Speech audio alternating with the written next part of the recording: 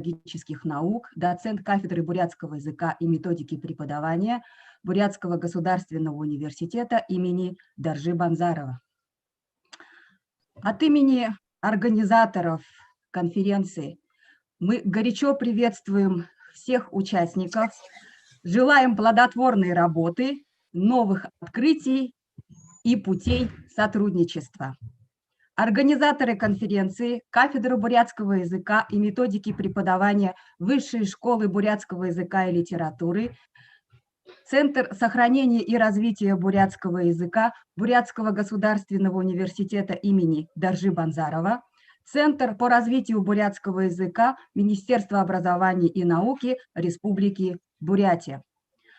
Уважаемые коллеги, на конференцию было заявлено около 100 докладов, посвященных актуальным проблемам преподавания родных языков из 19 регионов Российской Федерации, а также из зарубежных стран, таких как Монголия, Китай, Германия, Украина. Также имеется отдельный обширный список слушателей конференции. Уважаемые коллеги, прошу обратить внимание на формат работы конференции. Как вы увидели в программе конференции, мы не стали распределять доклады по направлениям, заявленным в информационном письме.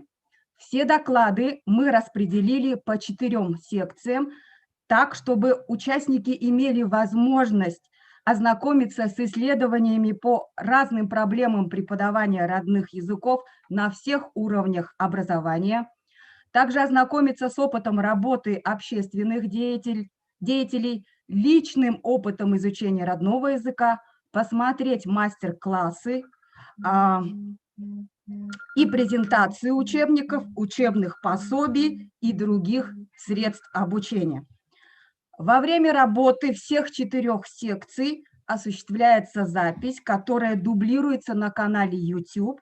Это значит, что по ссылке, которая уже выслана участникам, можно будет зайти и ознакомиться с работой 3 остальных секций, посмотреть свои выступления и доклады, а также доклады, которые вас заинтересовали в нашей секции и в других секциях. Итак, в нашей секции участвует 25 докладов, из них 12 докладчиков примут участие заочно.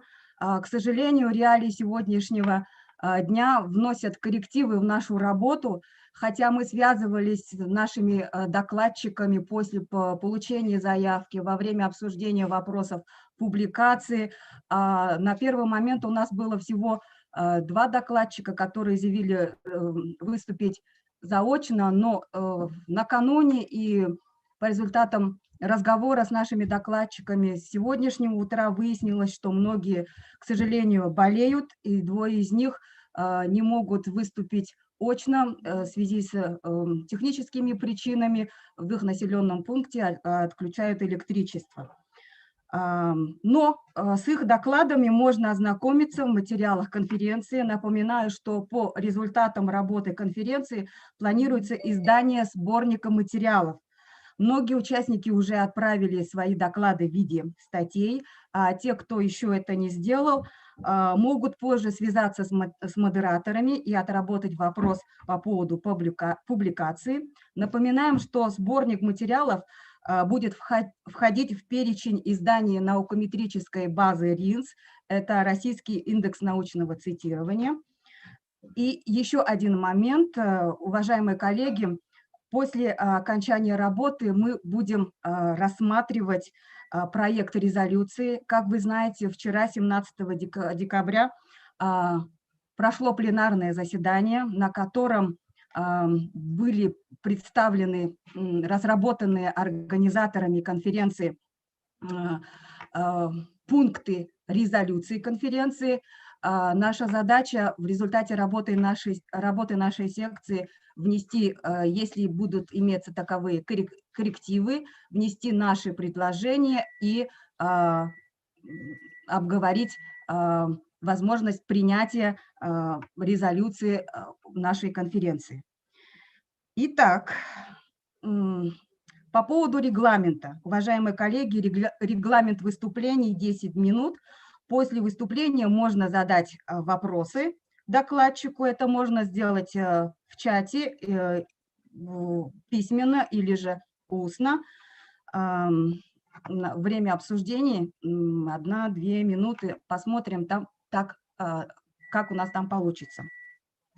Итак, первое слово предоставляется нашему коллеге из Ставропольского края, города Ставрополь, председателю региональной общественной организации «Национально-культурная автономия Абазин Ставропольского края Абазы» Чаговой Армиде Хизировне с докладом «Этнокультурное просвещение на Ставрополье из опыта работы национально-культурной автономии Абазин Абаза». Пожалуйста, Армида Хизировна, вам слово. Армида Хизировна у нас же зашла.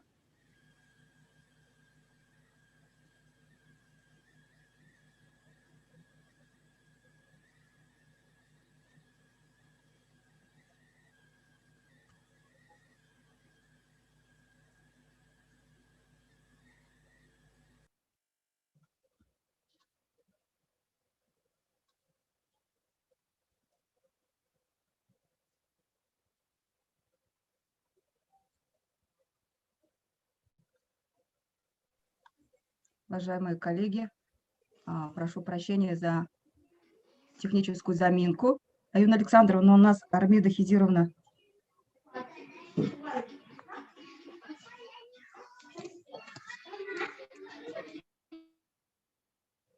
Угу. Добрый день, Армида Хизировна. Мы вас готовы слушать.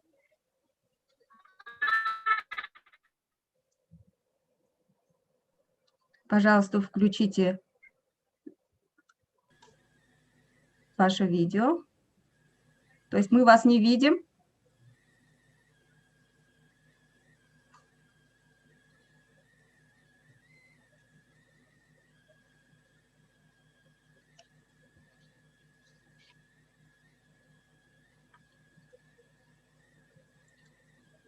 Армида Хизировна, мы вас не видим и не слышим.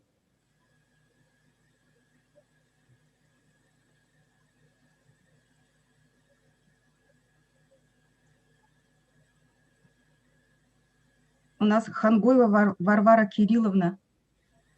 Есть? Да, есть. Здравствуйте, есть. Семена. Ага, хорошо. Аюна Александровна, мы тогда заслушаем Варвару Кирилловну, пока готовится Армида Хизировна, да? Семена, Итак, слово для первого доклада предоставляется нашему участнику из Иркутской области, поселка Усть-Ордынский, учителю технологий, педагогу дополнительного образования Усть-Ордынской гимназии-интернат Хангоевой Варваре Кирилловне с докладом «Реализация культурологического подхода в обучении бурятскому языку во внеурочной деятельности». Пожалуйста, Варвара Кирилловна, вам слово. Издревле наш народ хранил заветы предков, строго их соблюдая, сберегая и передавая сокровенные знания своим потомкам. В большей степени знания передавались в устной форме в виде улигеров, песен, сказок. По рассказам моего отца, улигершины нашей местности исполняли свои произведения несколько ночей подряд. В одном только эпосе об ЭГСР 115 тысяч строк. Слушали сказители всей деревни. Если сказитель запинался в тексте, улусники его аккуратно поправляли. Вспоминая эти моменты с истории своего народа, восхищаясь талантом сказителей, то, с какой ответственностью и любовью они исполняли, пели, рассказывали народные сказания. Своим исполнением они вызывали у слушающих и сострадание, и слезы радости, и гордость за народных героев. У них национальное самосознание было очень высоким. Времена меняются. Сегодняшние буряты, век высоких технологий, к к сожалению, забывают те самые сокровенные знания. Почему это происходит? Почему они решили, что это им не нужно? Причем такое явление происходит на протяжении 3-4 поколений. При этом с каждым поколением говорящих на родном языке становится все меньше и меньше. 20 лет я слышу с разных трибун, что мы теряем свой язык, культуру. Мы теперь, не стесняясь, на вопрос, произнесенный на родном языке, отвечаем: говорите мне на русском, я вас не понимаю. Грустно и больно. Винить в этом кого-то глупо. Все мы виноваты, это наша общая беда. Сохранение нашего с вами языка и культуры – наша общая задача. С каждым годом мы сталкиваемся с большими проблемами, теряем свой язык, свое великое наследие. Кто исправит наши ошибки, если не мы сами? Каждый из нас обязан задать себе такой вопрос и начать действовать. Иначе мы потеряем всю свою культуру, и произойдет непоправимое. Любой пример заразителен. С чего я начала? С собственной семьи. С мужем, никогда не изучавшим бурятский язык, не говорящим на родном языке, сумели создать языковую среду для своих 4 детей. С 1990-х годов и по сей день он занимается этнографией, имеет много публикаций. Второе. На мастер-классах мастеров Центра художественных народных промыслов я начала изучение народных ремесел. Третье. Своим увлечением теперь делюсь со всеми желающими. В ноябре, в декабре провела 2 мастер-класса по изготовлению шапок, булагаток из шерсти. Четвертое. Своим ученицам передают все, чему я сама научилась, и продолжаю учиться у других мастеров. Работая с аутентичными родными материалами, шерстью, кожей, глиной, стараюсь называть все предметы на родном своем языке, на литературном бурятском, на диалектном. Пятое. В прошлом учебном году начала вести курс родного языка для начинающих. Были созданы 2 группы – взрослые и школьники старших классов. Получен результат. К концу 3-месячного обучения 5 моих слушателей из 12 научились составлять рассказы, диалоги, описания. Для меня это большая победа. Шестое. Пробую себя в журналистике. Имею несколько публикаций на родном диалекте в газете «Нютакхэлэн», это в 2018-2019 годах. Приняла участие в конкурсе «Лучшие эссе на родном языке» на международном фестивале «Алтаргана-2018».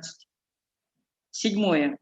Стала победителем 1-го окружного конкурса «Из глубины веков», это было в 2013 году, с выступлением на родном языке в номинациях «Родословная», «Народная песня». Также заняла 1-е место на районном конкурсе «Женщина года», это в марте 2020 года. Мои воспитанницы и школьницы ежегодно становятся победителями и призерами на международных всероссийских областных районных конкурсах по декоративно-прикладному творчеству. 9. В этом учебном году начала работать учителем технологии и педагогом дополнительного образования в Устюрдынской гимназии-интернат. С первых занятий начала вводить практику использования словарных слов с переводами. Каждое занятие 5 новых слов. Эту же практику переняли и другие мои коллеги. Такими совместными усилиями мы, педагоги гимназии, создаем языковую среду для наших гимназистов. В нашей гимназии имеются все предпосылки для приобретения детьми устойчивой потребности в этнопознании.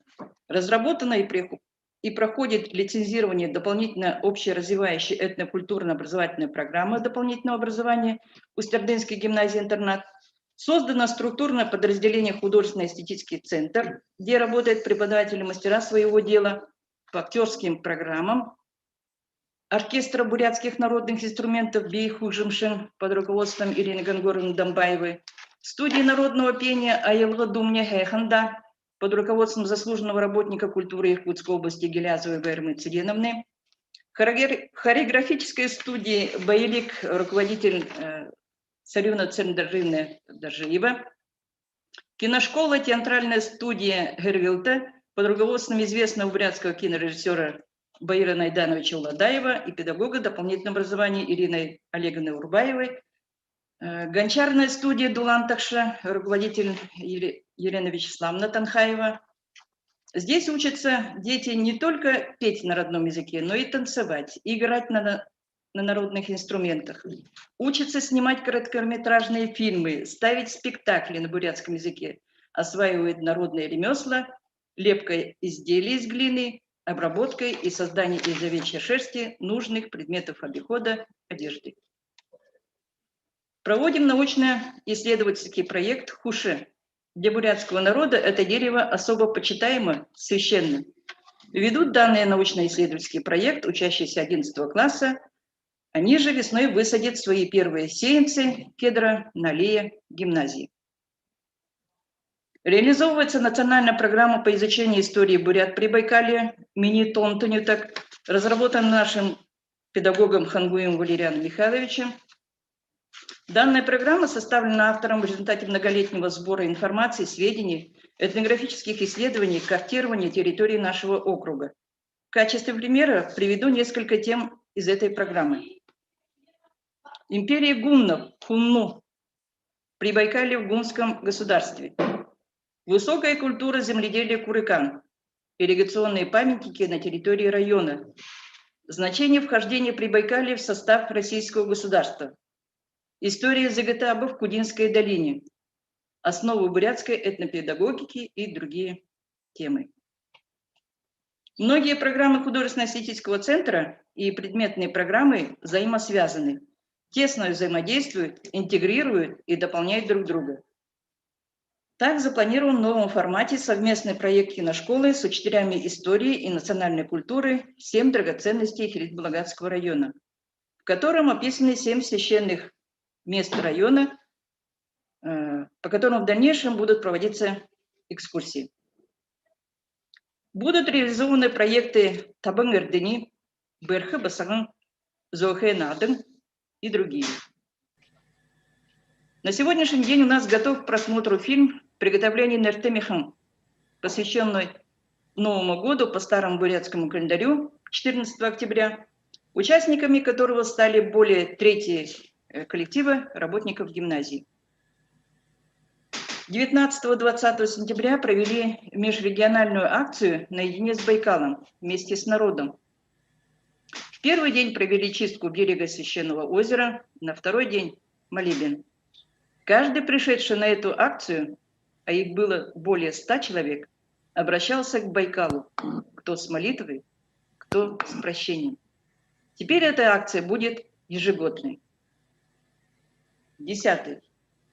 Цель нашего педагогического коллектива – это получение всесторонне развитой гармоничной личности, патриота своей малой родины.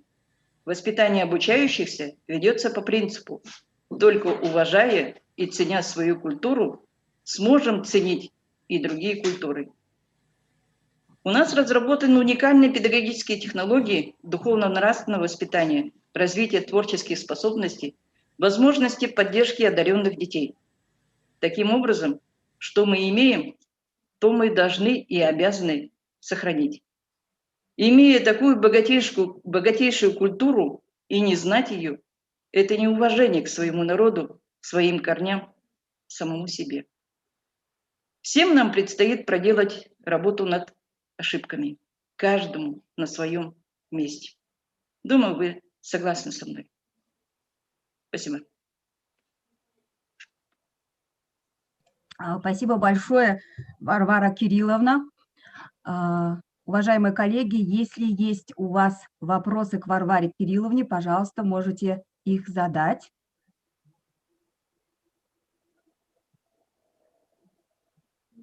Угу.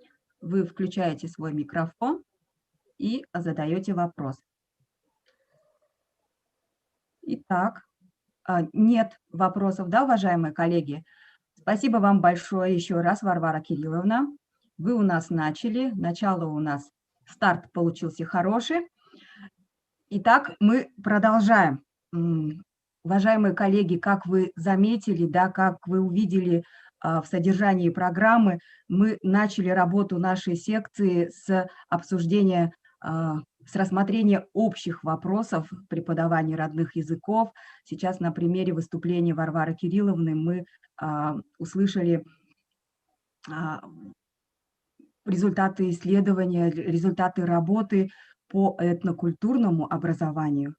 Далее мы хотели бы продолжить по уровням образования из системы высших учебных заведений, системы высшего образования. У нас из докладчиков выступит госпожа Цянь Яли, старший преподаватель Сианьского университета иностранных языков города Сиань, провинция Шэньси, Китайская Народная Республика.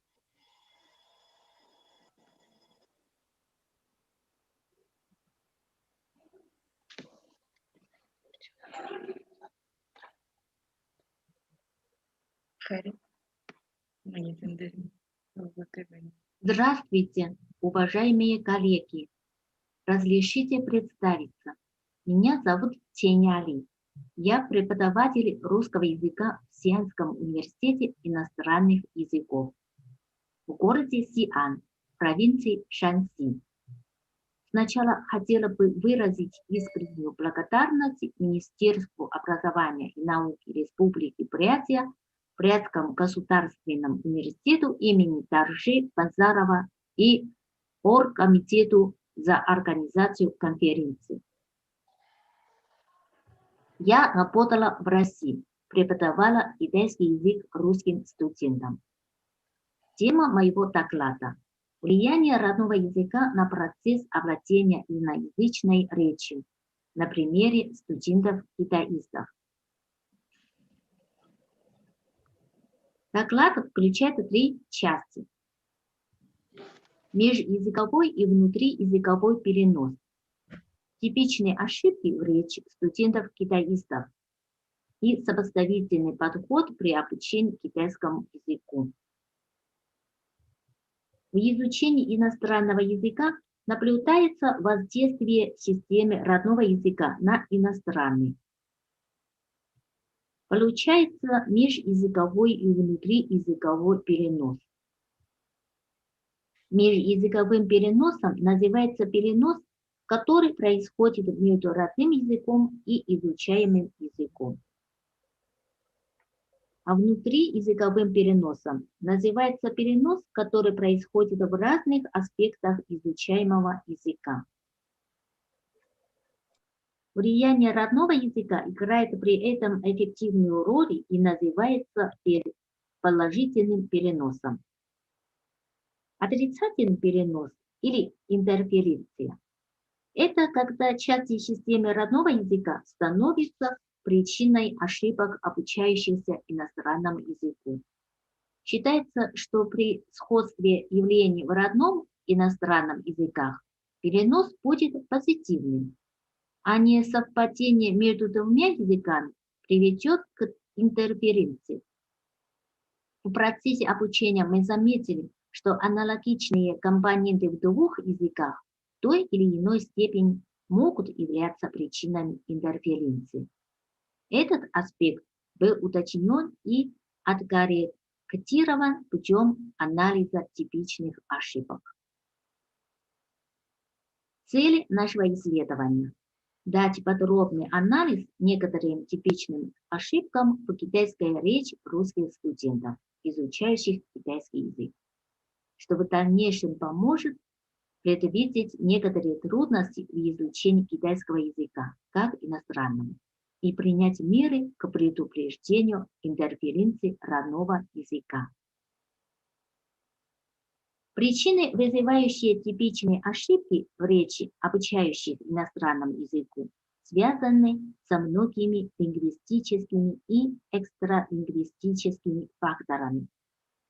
Поэтому сосредоточим внимание на межязыковой и внутриязыковой интерференции.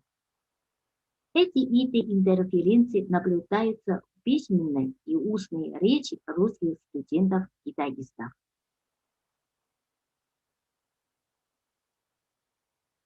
Типичные ошибки, связанные со словом «л». В современном китайском языке при помощи слова «л» осуществляются различные функции. Во-первых, функцию глагольно-вспомогательную. В этом случае «л», обычно занимая позицию после глагола, показывает, что действие или ситуация, называемым глаголом или прилагательным, уже завершились. Например, Сяова на вечере пел песню. Есть и другой случай, когда действия совершаются одним за другим, тогда после первого глагола ставится слово «л», которое может выступать и в прошедшем, и в будущем времени. Завтра после занятий, то есть завтра, когда мы закончим занятия, мы пойдем в спортивный зал.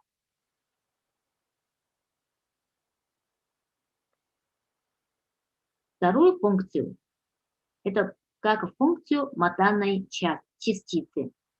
Позиция «л» только в конце предложения. Главным образом после имени существительного или субстантивной конструкции и выражает констатацию факта или изменение ситуации.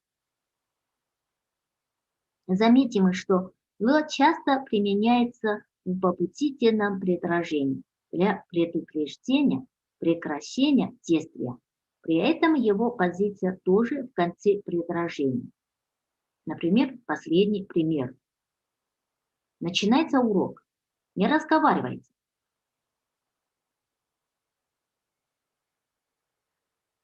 Мы разделим ошибки, связанные со словом «л», на 3 группы. Первая группа – это употребление слова «л» в выражениях, где оно обычно не используется.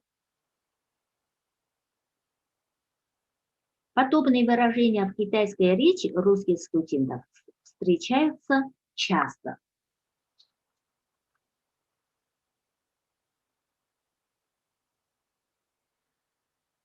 В выражениях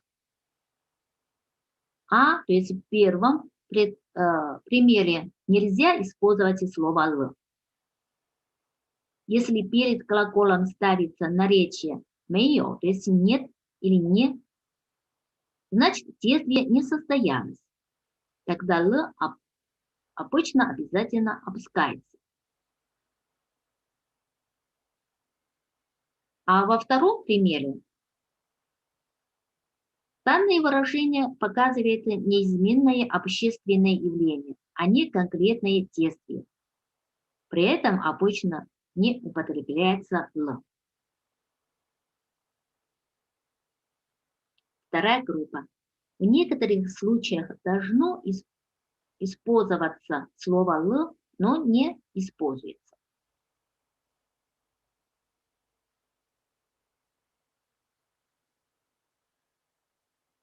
Третья группа – это неправильная позиция слова «л».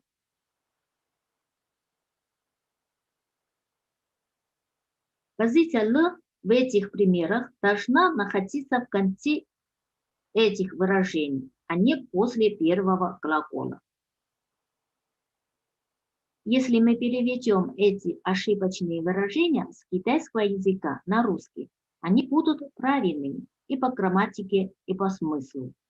Анализ данных ошибок говорит о том, что главной причиной является межязыковая интерференция. Всем известно, что в русском языке в понятие глагола уходит категория времени, настоящее, прошедшее и будущее. Главное значение «л» в китайском языке обозначает завершение действия или изменение состояния. Исходя из этого, русские студенты-китаисты неосознанно равняют глагол «л» в китайском языке с глаголом в прошедшем времени в русском языке, хотя оба они не всегда совпадают.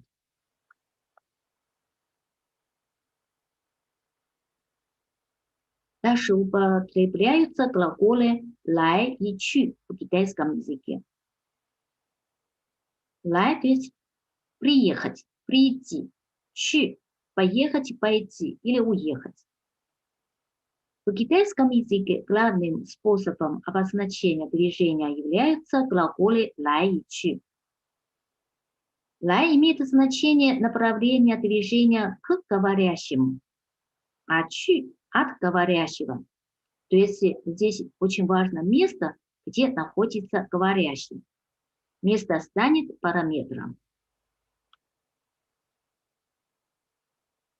Проанализируем выявленные ошибки.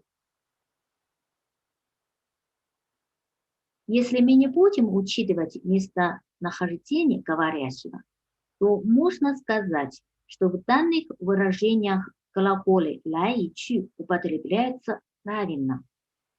Но без учета местонахождения говорящего и контекста анализ предложения с глаголами 来 и 去 бессмыслен. Все студенты, которые высказывали данные выражения, находятся во Владивостоке.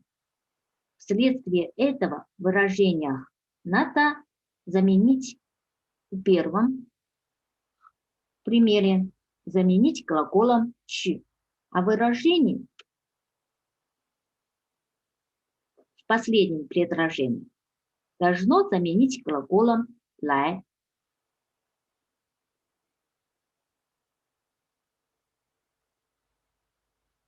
В китайском языке употребление глаголов 来 и 去, выполняющих функцию сказуемого, гораздо проще, чем употребление глаголов движения в русском языке. Такие ошибки обусловлены внутри языковой интерференции. Русские студенты, которые в своей китайской речи часто ошибаются в выборе между 来 и 去, скорее всего, забывают собственные местонахождения.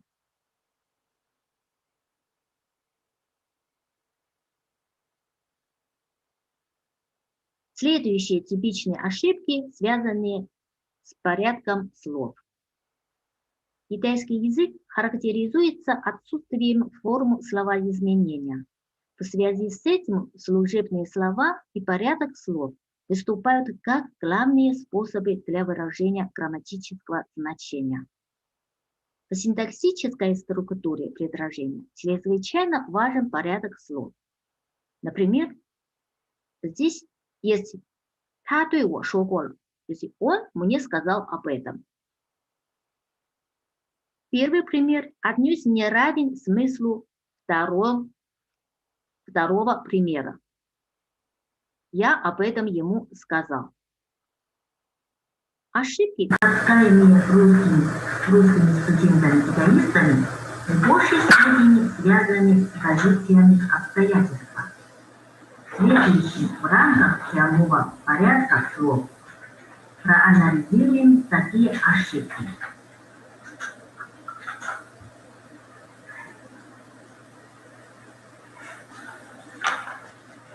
В китайском языке предложение обстоятельства места обычно предшествует глагольному сказуемому. Порядок слов выше приведенных выражений полностью соответствует порядку слов в русском языке. Безусловно, порядок слов в русском языке оказывает отрицательное влияние на формирование речевых навыков в китайском языке.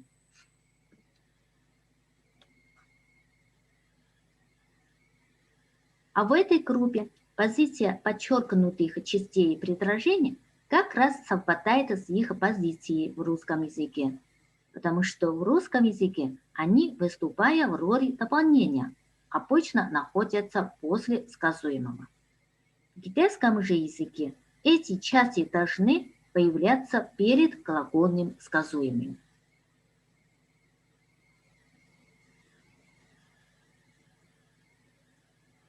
Это третья группа. В китайском языке дополнение длительности действия или состояния и дополнение краткости действия должно ставиться после глагольного сказуемого. В данных ошибках русские студенты, с одной стороны, перепутали дополнение длительности или краткости действия в китайском языке с с обстоятельством меры или степени в русском языке. С другой стороны, они расширили условия употребления обстоятельства предложения и поставили их перед глагольным сказуемым. Вышеуказанные типичные ошибки объясняются межязыковой и внутриязыковой интерференцией. Еще существует другая важная причина, которая вызывает ошибки в китайской речи русских студентов-китаистов. Это нехватка эффективных способов для овладения китайской речью. Студенты часто сами не осознают, в чем их ошибки. Чтобы предупредить и устранить их ошибки, мы предпочитаем сопоставительный метод. Сопоставительный метод позволяет прогнозировать затруднения, с которыми может встретиться учащийся при изучении иностранного языка. Лингвометодические значения сопоставительного метода состоит в возможности разрешить многие проблемы, например, прогнозирование и диагностирование специфических трудностей на различных уровнях языка. Трудностей, с которыми учащийся неизбежно столкнется и которые ему придется преодолевать в процессе овладения иностранным языком. А также помогает нам в нахождении рациональных способов преодоления этих сложностей и устранения ошибок учащихся в их речи на изучаемом языке.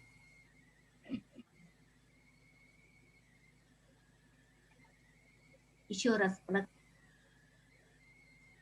благодарна всем организаторам конференции и сердечно выражаю благодарность моему большому другу. Большое спасибо госпоже Йили за столь интересный доклад. Чуть, конечно, получилось больше минут по регламенту. Я думаю, это простительно для нашей зарубежной гости. Хотелось бы отметить, что явление интерференции очень актуально в методике обучения родным языкам, поскольку, например, в процессе обучения бурятскому языку лиц, не владеющих им, очень часто встречается явление интерференции, то есть влияние первого языка, в данном случае русского языка, как проблема во владении бурятским языком. И вот эти теоретические моменты, с которыми познакомила нас госпожа Йили, мне кажется, очень будут полезны при учете в работе наших преподавателей, наших коллег. И в рассмотрении различных видов интерференции в обучении бурятскому языку как второму, например. И вот про эти моменты, про влияние первого языка в процессе изучения бурятского языка как родного, и про свои успехи, про трудности, которые пришлось преодолевать, изучая свой родной язык, нам расскажет следующий докладчик, автор YouTube-проекта «Амиды Хылым», Санхядов Сергей Александрович, с докладом «Личный опыт изучения родного бурятского языка в условиях отсутствия языковой среды. Республика Бурятия, город Улан-Удэ». Прошу вас, Сергей Александрович. Добрый день, Оксана Александровна. Спасибо за предоставленное слово. Я надеюсь, что меня хорошо видно и слышно. Я расскажу... Слышно, видно, хорошо. Спасибо. Я расскажу о своем опыте освоения родного бурятского языка. Всем нам хорошо известно, что вопрос владения родным языком очень тесно связан с конкретными социальными условиями, в которых развивается человек, особенно в дошкольном и школьном возрасте. Поэтому было бы неправильно, если бы я не начал с того, что я родился и вырос в городе Улан-Удэ, то есть в столице Республики Бурятия, я уточняю для тех, кто слушает нас из-за пределов нашей республики. Так уж исторически сложилось, что в Улан-Удэ изначально было не принято разговаривать на бурятском языке. Это отдельный вопрос, но так сложилось. Более того, представители моего поколения и более старшего поколения хорошо знают, что для улан-удэнской молодежи всегда было особенно характерно деление окружающих на своих и чужих. В первую очередь это касалось территории проживания в разных микрорайонах Улан-Удэ, но в свою очередь распространялось и на тех, кто жил за его пределами. Это было социальной нормой, то, что ученики разных школ имели разную систему ценностей, одевались и вели себя по-разному. Но всех объединяло то, что независимо от национальности, все разговаривали только на русском языке. И в таких условиях бурятская речь сразу срабатывала как идентификатор, будем прямо говорить, чужой, и зачастую приводила к реализации противоречий в форме открытого конфликта. Я сказал это все для того, чтобы наглядно показать, какие изначальные психологические установки у меня сформировались по отношению к родному бурятскому языку к тому моменту, как в начале 90-х годов в связи с известными политическими событиями в нашей школе было возвращено преподавание бурятского языка. Соответственно, имея такие психологические установки, я воспринимал бурятский язык, родной бурятский язык исключительно как обязательную учебную дисциплину. Поэтому, несмотря на то, что в старших классах я отлично успевал по бурятскому языку, после окончания школы я не имел ни желания, ни возможности разговаривать на бурятском языке. Только через 20 с лишним лет, к своим 40 годам, я сумел почувствовать именно, не понять головой, а почувствовать, насколько это естественно, владеть своим родным языком и стремиться его познать. Я понял, что это язык моего рода, язык моих предков, язык моих родителей, мой язык и язык моих детей. То есть я стал воспринимать его естественно, и после этого мне осталось только решить одну неувязку, то есть освоить, собственно, родной язык. В то время я жил в Москве и стал смотреть в Ютубе проект «Бурядар Дуару», то есть уроки бурятского языка, которые ведет Жаргал Бадагар. Меня изначально приятно удивила та легкость и непринужденная доброжелательность по отношению к тем, кто не знает родного языка, и стремление помочь освоить его со стороны преподавателя. Таким образом, у нас наладился своеобразный психологический контакт, и это позволило мне достаточно быстро освоить элементарные основы родного бурятского языка. В начале прошлого года я вернулся в Улан-Удэ, и Оксана Александровна согласилась давать мне уроки родного бурятского языка. И поскольку Оксана Александровна, модератор нашей сегодняшней секции, относилась к нашим занятиям не как к преподаванию учебной дисциплины, а именно напротив, очень гостеприимно вводила меня в мир родного бурятского языка и бурятского мировоззрения, то это позволило мне взглянуть на бурятский язык глазами его носителя, что, в свою очередь, позволило мне достаточно серьезно продвинуться вперед в вопросе освоения родного языка. С начала этого года я уже приступил к самостоятельному практическому этапу, но поскольку у нас в Улан-Удэ пока еще все-таки активной языковой среды нет, я снова обратился к YouTube и стал смотреть анекдоты на бурятском языке в рамках замечательного проекта «Хошун Зуа». Первое, на что я обратил внимание, это то, что разговорный бурятский язык и то, что я изучал до этого, это, как говорят в Одессе, две большие разницы. Тем не менее, со временем, с помощью близких мне людей, в первую очередь Оксаны Александровны, мне удалось составить дословную запись всех диалогов этого проекта. И на своем опыте я таким образом понял, что восприятие речи на слух – это совершенно отдельный навык по сравнению с письмом, чтением и даже говорением.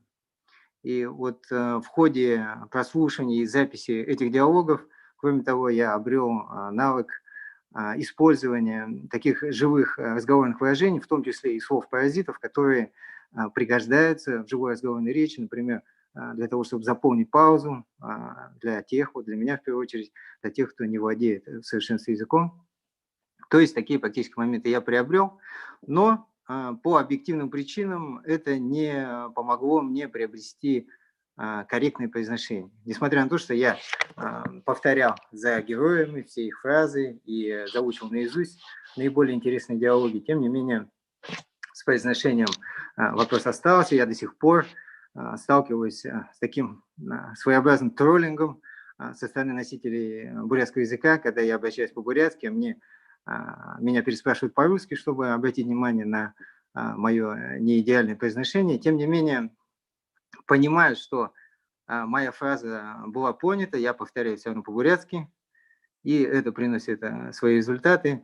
Я давно понял, что в этом вопросе не стоит искать легких путей. Освоение нового для себя языка, а тем более родного языка, это всегда развитие, а развитие невозможно без преодоления себя. Мне часто советуют съездить и некоторое время пожить в одном из районов нашей республики, в которых сохраняется активная языковая среда, для того, чтобы обрести языковые навыки практически, в том числе и приобрести корректное произношение. Но я считаю, что, во-первых, нужно не ехать за средой, а формировать ее самостоятельно. Это, во-первых. Во-вторых, навыки, приобретенные в языковой среде, приобретаются на бессознательном уровне, и потом ими бывает сложно поделиться.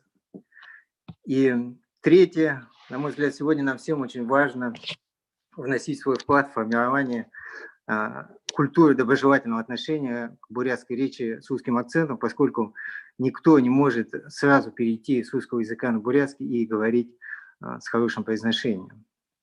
Делать конкретные практические шаги в этом направлении мне сегодня помогает наша известная журналистка Анна Зуева. Она не только решила брать у меня уроки бурятского языка, что само по себе очень, очень неожиданно в современных условиях, но и она организовала YouTube-проект Амида ХЛМ «Живой язык» и стала его заинтересованной ведущей. На сегодня уже 6 уроков вышло. Хочу отметить, что знатоки бурятского языка оставляют свои комментарии под каждой серией, формулируя их в очень доброжелательной манере. Это говорит о том, что мы на правильном пути. Но об этом проекте у Анны есть отдельное выступление в рамках текущей конференции. А моя основная мысль, которую я бы хотел сегодня довести в ходе своего доклада на основе своего личного опыта, заключается в том, что для человека, который не владеет родным языком с детства, его изучение – это в первую очередь психологический вопрос, а не грамматика, фонетика и так далее. Например, на моем опыте я решал этот психологический вопрос более 20 лет, а освоить язык, более-менее его освоить мне удалось в течение 2 лет. То есть в 10 раз больше времени у меня ушло на решение психологического вопроса. Надо отметить, что сегодня этим решением этого вопроса у нас мало кто занимается. Будем говорить прямо, этот вопрос у нас отсутствует в нашей публичной повестке. Опять же говоря прямо, на мой взгляд, это во многом связано с тем, что наши научные работники в области бурятского языка, методисты, преподаватели бурятского языка, в совершенстве владеющие им, не знакомы с этой проблемой изнутри. Иногда даже случается, что преподаватели бурятского языка по своей неосторожности способствуют созданию дополнительных психологических барьеров у студентов, не владеющих родным языком, публично критикуя их за незнание родного языка.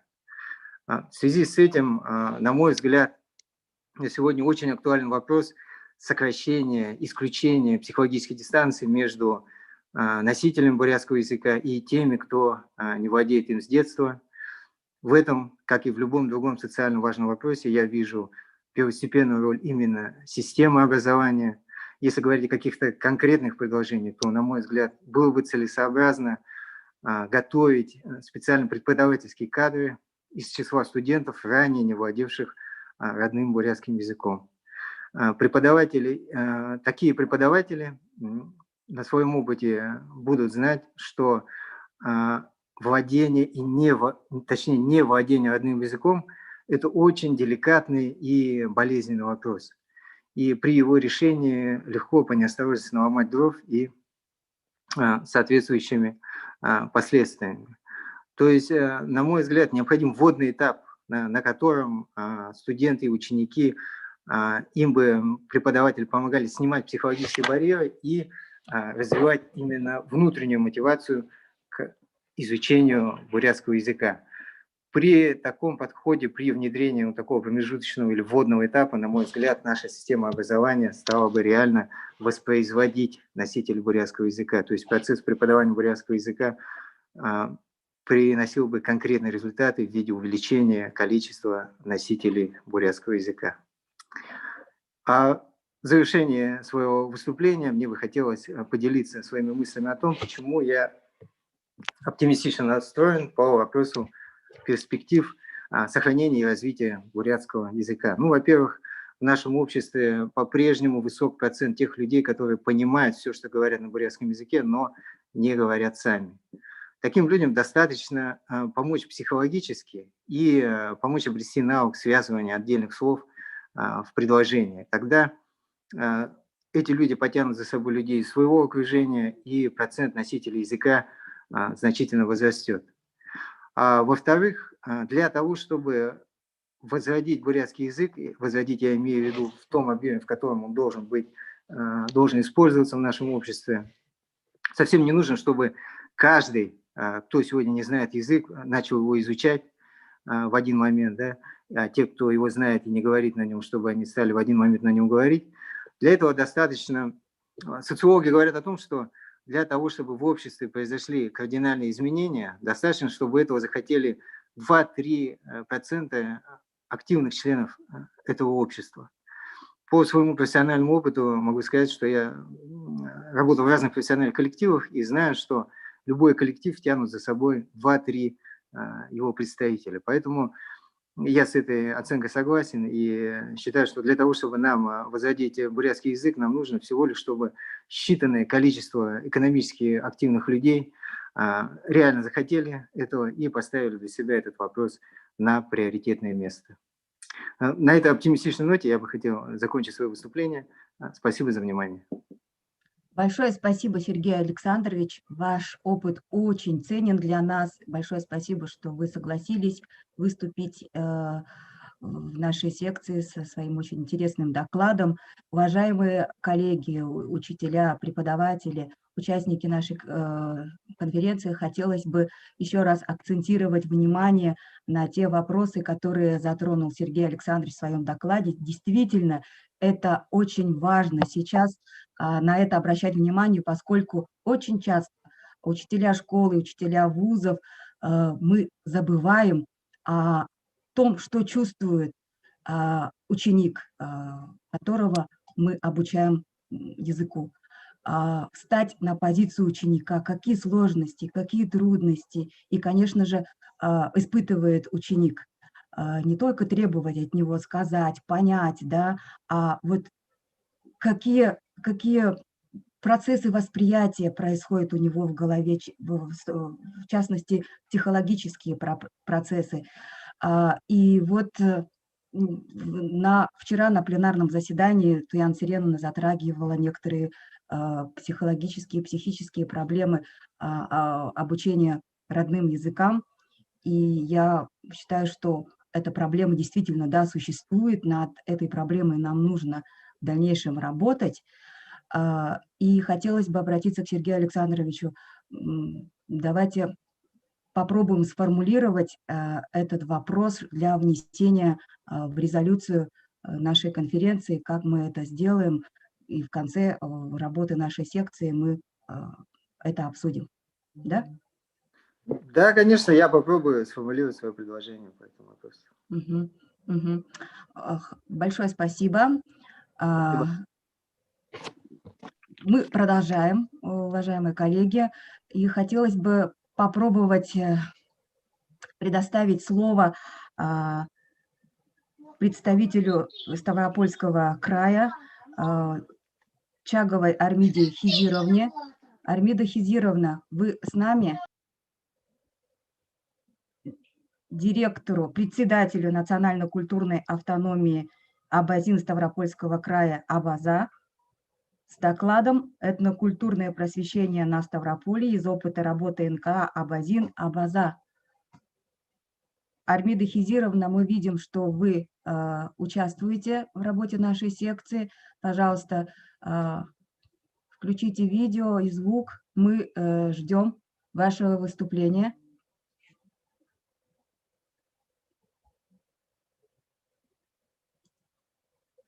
Армида Хизировна, если у вас есть проблемы технического плана, пожалуйста, напишите в чате.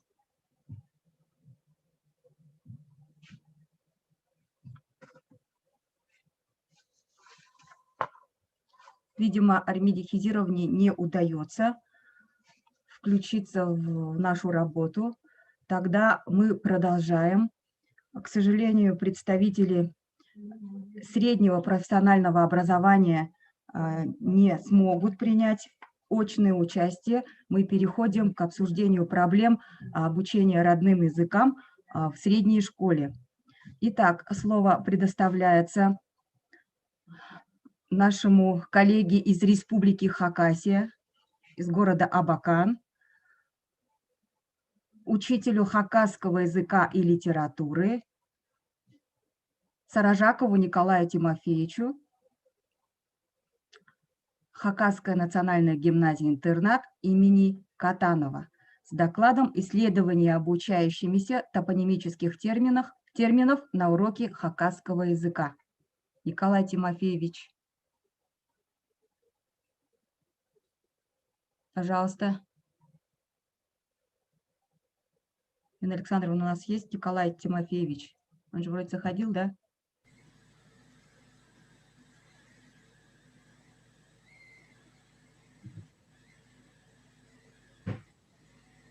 Николай Тимофеевич, вы нас слышите?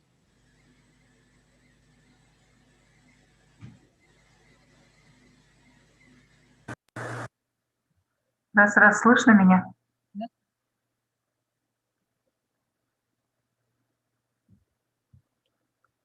Так. Нету, да, Николая Тимофеевича? Нет, тут дальше давайте пойдемте. Так. Должен был быть на связи. Так, просим прощения, уважаемые коллеги, за технические заминки. Следующее слово предоставляется представителю Иркутской области, Осинского района, из села Ирхидей, учителю бурятского языка и литературы Бельчижской среднеобразовательной школы Спасовой Дарье Матвеевне с докладом «Развивающие игры с использованием приемов ТРИС на уроках бурятского языка и литературы». Дарья Матвеевна, мы вас готовы слушать. Пожалуйста, включите микрофон.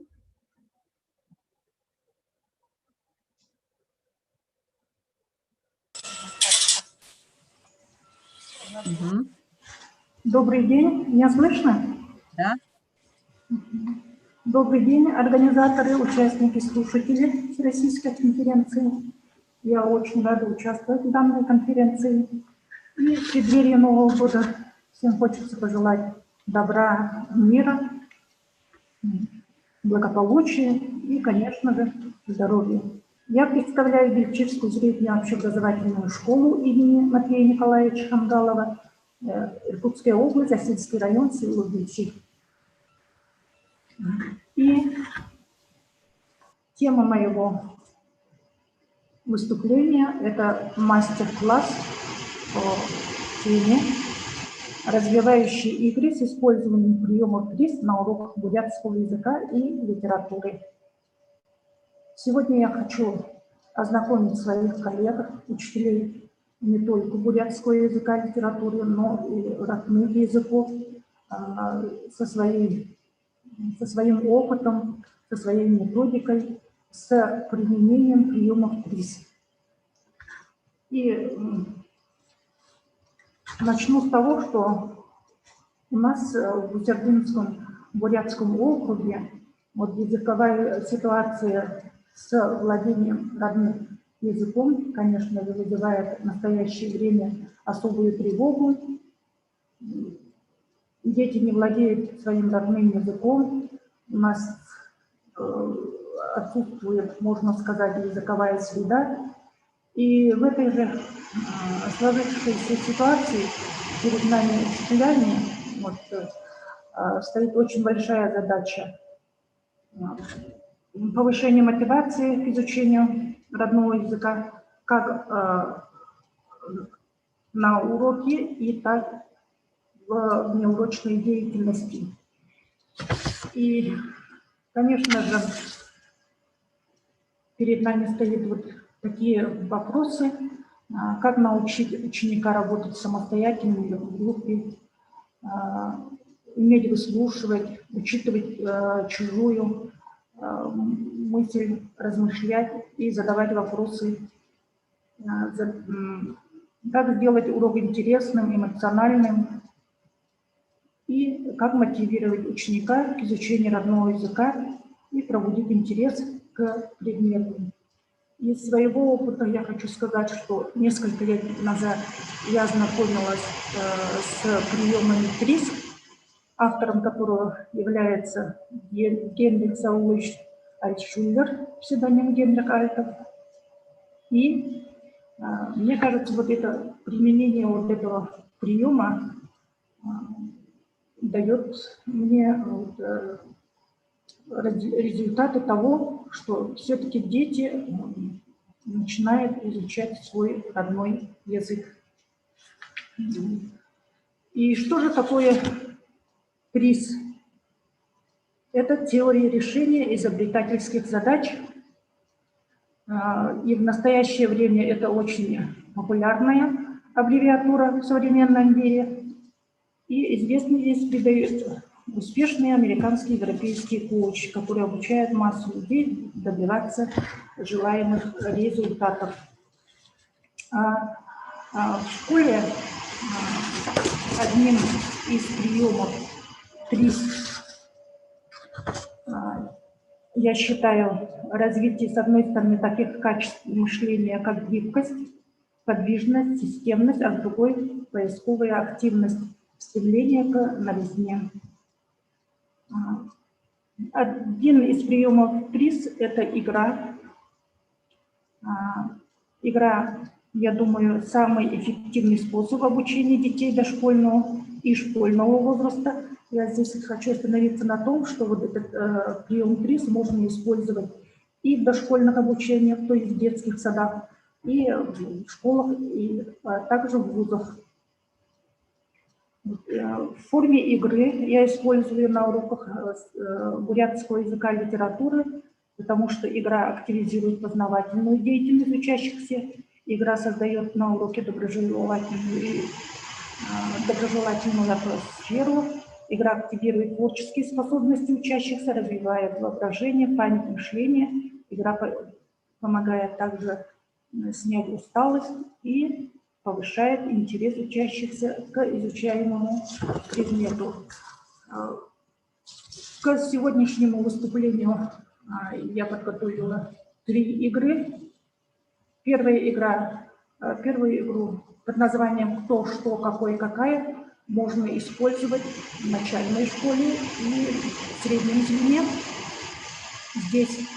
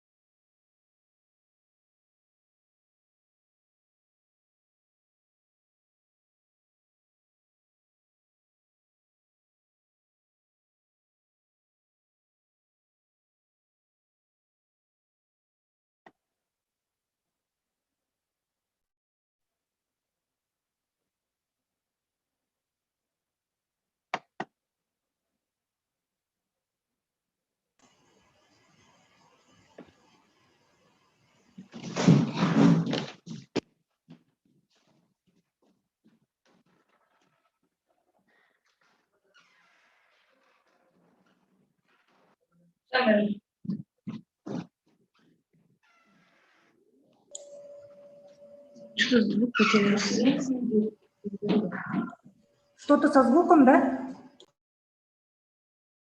У них выделялся, да? Нет, это у вас. Здравствуйте.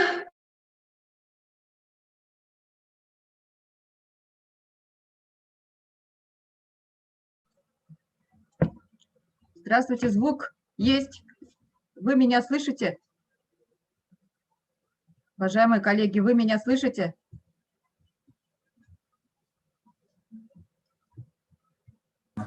Слышим, слышим, все хорошо. Дарья, пожалуйста, включите микрофон, мы вот с этого слайда попробуем еще раз вас продолжить.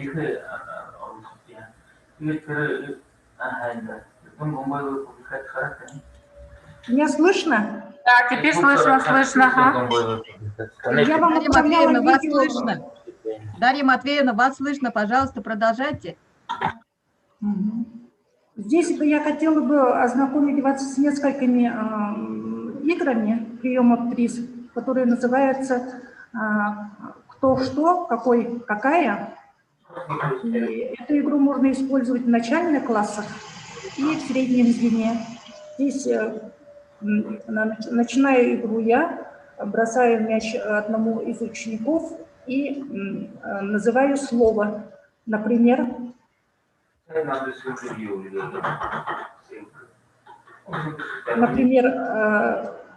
нарам, солнце, да? И ученик отвечает, подбирает к этому слову имя прилагательное. Солнце какое? Тукурон, круглое. Круглое что может быть дальше? Что? Именно аяга, чаша какая? Красивая. И вот в таком порядке можно, все дети участвуют в этой игре, и они вспоминают и имена существительные, и имена прилагательные, находят признаки к именам существительным. И если говорить про старшее звено, в 9, 10 и 11 классах я использую игру, которая называется «Цепочка». Здесь мы записываем на доске слова, каждый ученик выбирает имя существительное и в строчку на доске записывает данные слова на бурятском языке. И дается некоторое время, чтобы ученики, не прерывая эту цепочку, составили маленький рассказ. Например, вот на русском языке слова «книга», «цветок», «земля», «зима», «окно» и так далее. Можно вот такой рассказик, не прерывая вот цепочку этих слов, составить. Мама купила мне книгу, на этой книге я увидела красивый цветок, этот цветок растет в теплых краях и так далее. А третья игра «Хорошо или плохо». Здесь уже класс делится на две группы. И одна группа называет положительные качества и признаки действия того слова, которое мы выбрали, а другая группа называет отрицательные качества. Ну, например, выбрали слово «боро», «дождь». Одна группа, которая выражает положительные качества, говорит, что дождь – это хорошо, что после дождя становится свежо, трава растет, зеленеет. А вторая группа как бы отрицает все это и говорит, когда дождь идет непрерывно, может наступить наводнение и так далее. И вот таким образом, вот применяя приемы ТРИС на урок бурятского языка и литературы, мы развиваем, как бы сказать, творческое мышление, творческое воображение. И в конце я хочу сказать, что вот применение данных,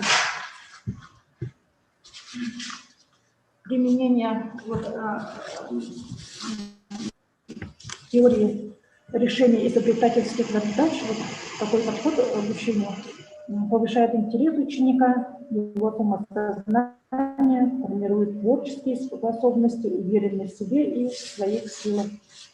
Спасибо за внимание. Большое спасибо, Дарья Матвеевна. Уважаемые коллеги, есть ли вопросы у вас к Дарье Матвеевне?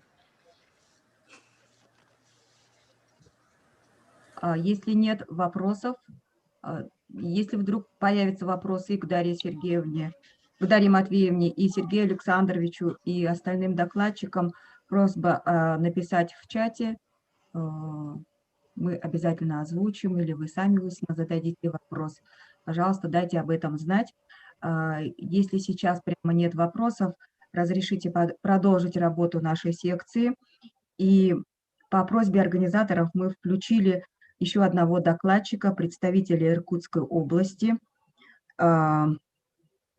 из Усть-Ордынской гимназии-интернат, учителя бурятского языка и литературы Бархонову Нелю Андреевну с докладом «Этнокультурные традиции как источник духовно-нравственного воспитания учащихся». Пожалуйста, Неля Андреевна, вы здесь? Включите звук, пожалуйста, Неля Андреевна. Все, как бы слышно вас? Да. Сэмбэна. Сэмбэна. Сэмбэна. Сейчас. Андреевна, у вас есть 10 минут. Так.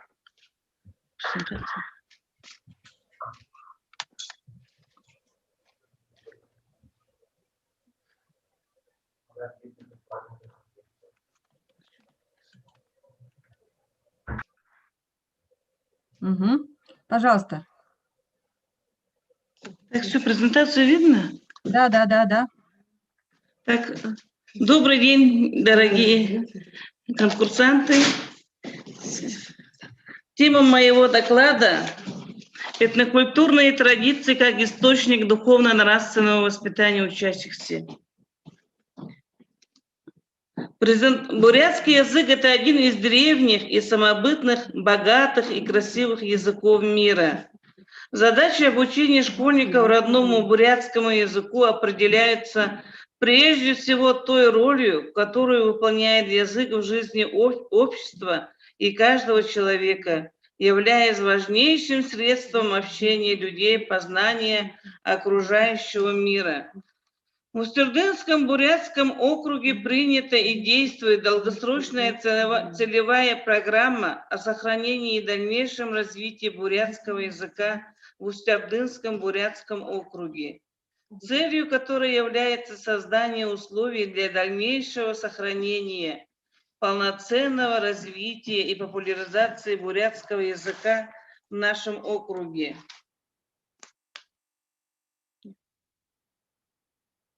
Непосредственно воздействие народной и национальной культуры на формирование личности я рассматриваю в связи с ее многофункциональным значением, утилитарным, праздничным и эстетическим. Для приобщения детей к истокам народной культуры я выделяю следующие направления работы. Расширять и углублять знания детей о нашей многонациональной родине. Давать детям общее представление о бурятах, живущих в Усть-Ордынском округе. Знакомить с бурятскими обычаями и традициями, с народным творчеством. Приобщать детей к истокам бурятской, праздничной и традиционной культуры.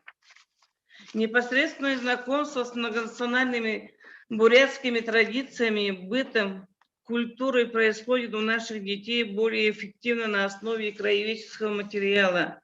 Собранные предметы обихода, образцы народного искусства и творчества занимают особое место в формировании этнокультурной компетентности у школьников.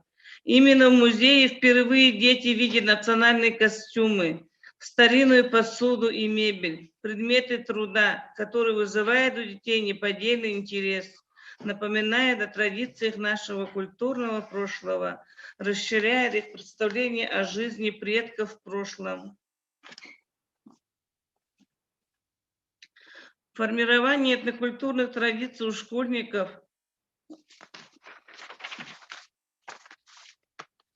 реализуют тоже через музыкальные занятия, которые дети слушают народную музыку, поют бурятские песни, используя метод погружения в мир бытования песни. Практика доказала, что музыка обладает особой силой воздействия чувства, а эмоциональный настрой возбуждает у детей интерес к национальной культуре. На уроках бурятского языка приобщаю любовь к истории к истории бурятского народа. При изучении традиционного уклона бурят используют 5 национальных символов. Табун хушумал. Тымэн, марин, унен, хонен, яман. Уроки обогащаются тем, что ребенок узнает о кочевом образе жизни бурят. Наиболее важную роль в жизни бурят играли лошади. Ребенок делает для себя вывод, что лошадей использовали для верховой езды, для перевозки грузов, для работы на сенокосе. Конское мясо считается одним из лакомых блюд для бурят. Овцы давали шерсть, из которой делали войлок для покрытия юрты. Коровы держали для молока и мяса. Получив на уроке бурятского языка богатейший материал о кочевом образе жизни, детям дается возможность сравнивать, как в селе развивается скотоводство. Приведенные примеры свидетельствуют о том, что включение местного материала в содержание образования значительно обогащает процесс обучения, делает его живым, доступным, повышает активность, способствует творческому усвоению. Много богатств и мудрости хранят национальные методы воспитания. Это кладезь мудрости, это наши истоки. На уроках бурятского языка через фольклор воспитываю у детей любовь и уважение к своим истокам. Пусть светит вам всегда солнце и луна с небес. Пусть жизнь ваша будет щедрой и радостной. Да будут всегда с вами мудрость предков.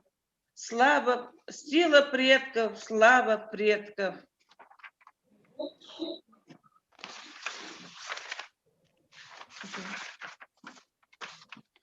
Особое значение формирования этнокультурных традиций у школьников является проведение народных праздников Сагалган, Сурхарбан, Зохе-Надын, Бахроб и, конечно, ставший традиционным месячник родного языка. Таким образом, включение ценностей традиций бурятской народной культуры в процесс воспитания школьников дает мне возможность решать многие воспитательные цели и задачи. Развитие познавательного, коммуникативного, нравственного, физического, эстетического потенциала личности ребенка. Воспитание личности ребенка, знающей, уважающей историю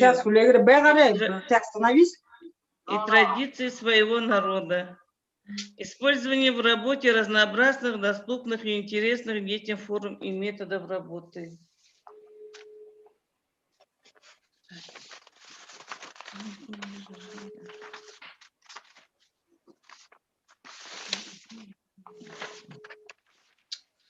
Этнокультурный подход к воспитанию старших в современных условиях.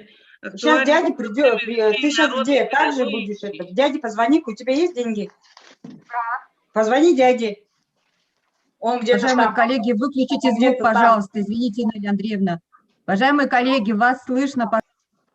Ну, домой он собирался, он тебя ждал, ты трубку не брала. Уважаемые коллеги, пожалуйста, извините, Нелли Андреевна.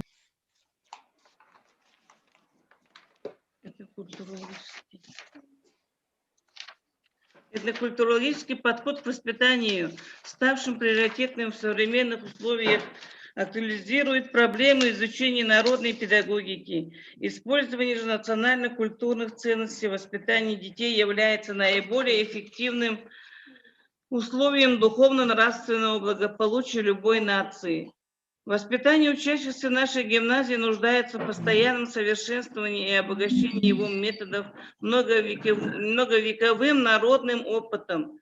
Нельзя забывать, что истоком педагогики является народное начало. Творческое применение и развитие исторически сложившихся народных воспитательных традиций должно стать одним из основных направлений духовно-нравственного развития детей.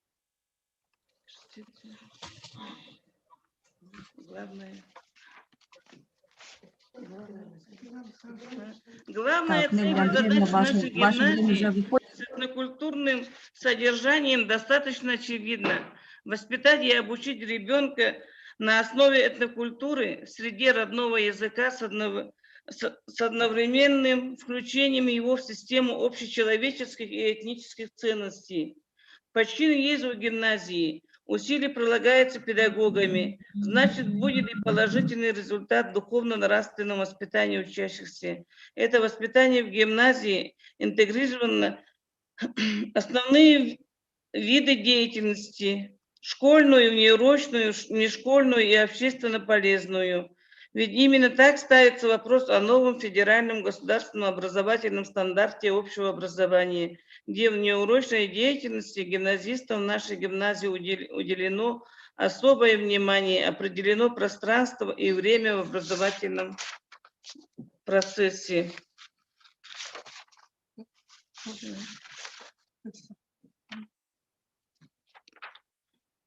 Так, в преддверии Нового года хочу всем пожелать крепкого здоровья, успехов. Спасибо большое организаторам. Всего хорошего. Спасибо большое, Нелли Андреевна. Уважаемые коллеги, есть ли вопросы к докладчику?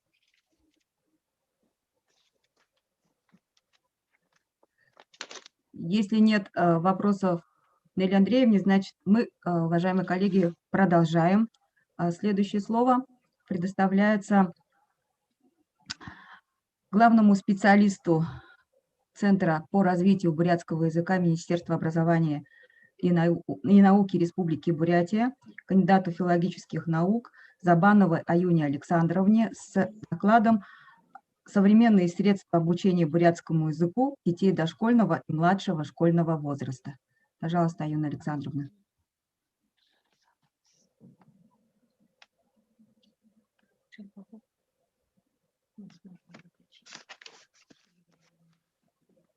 Юна Александровна. Сэмбэна. Добрый день, уважаемые участники конференции. Хочу представить вашему вниманию доклад о современных средствах обучения бурятскому языку.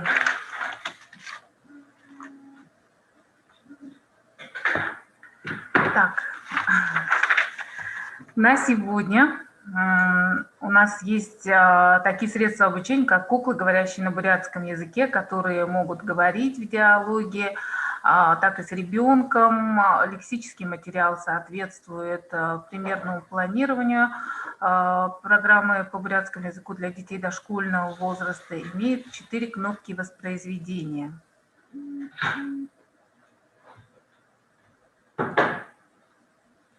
Вот, например, так. Сандана, Минара, Даши Машининара Хымба.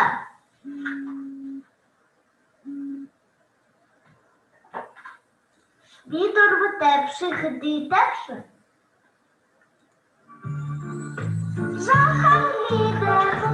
Вот есть песенка.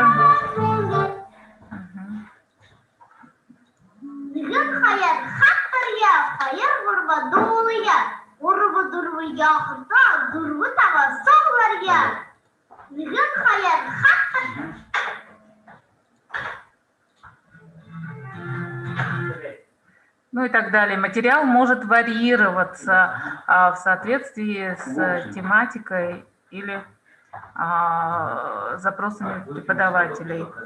Так. Следующее средство, о котором хотелось бы рассказать, это звуковой плакат «Бурят алфавит». Является интерактивным, имеет несколько режимов звучания. Это буква, слово, стихотворение, тест. Обучающий интерактивный плакат включает 36 букв и и картинок к ним. Так, состоит из 10 цветов, 10 чисел, 40 элементов, здесь 36 букв и название предметов к ним, и того пошел мал. В режиме шалгалты звучат вопросы: найди число ханапто, найди букву ханапузык и найди слово ханап инзыгын. Следующее средство – это микрофон караоке, который включает в себя 6 детских песен. Песни эти включены в тематические модули по программам обучения бурятскому языку в ДУ. Так, например,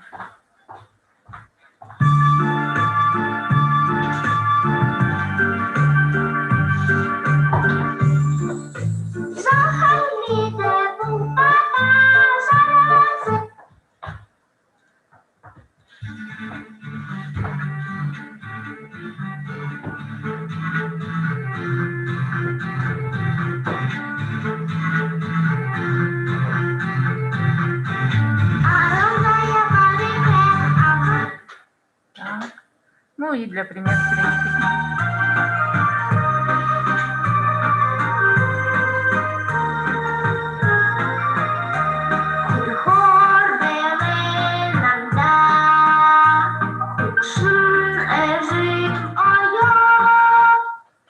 Так, следующее по заказу Министерства образования и науки Республики Бурятия в 2018 году был издан интерактивный 3D Толе бурятского языка, 3D-словарь. Словарь представляет собой приложение для смартфона, который запускается в Play Market. Сейчас все это работает, можно посмотреть все это, скачать себе на телефон. 4 тематических блока: человек, дом, животные, окружающий мир. Так, и тут небольшой видеосюжет, пожалуйста. Берем, к примеру, вот такую вот карточку с изображением кошки, наводим планшет, и животное буквально оживает. Приложение сопровождает каждую картинку аудиопояснениями. Нажал на кнопку, и волшебный голос переводит слово.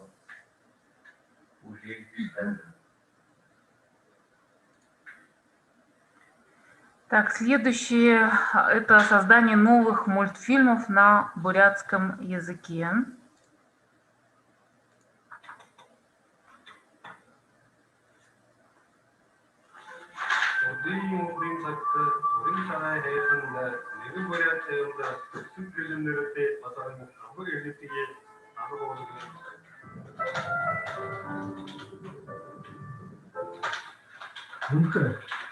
Анда 환희님 거를 놓고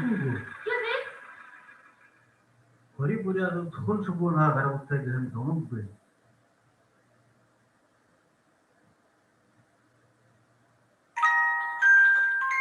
Нигытеп тендерин изин хан, шыны жылы yoktulun, бухы амитадые уриваха. Турунжы ерін амитында, жылы нырые былык полғын бариха бұлыжы хылыбы. Эти мультфильмы созданы в рамках реализации государственной программы сохранения и развития бурятского языка в Республике Бурятия. Также в рамках госпрограммы переводы мультфильмов. Так.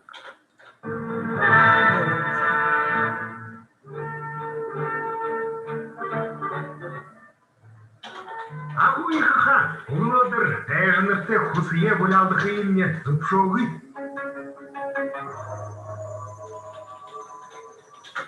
Моңғол летен, арғын қойыр жыл, ор-орын үртейім.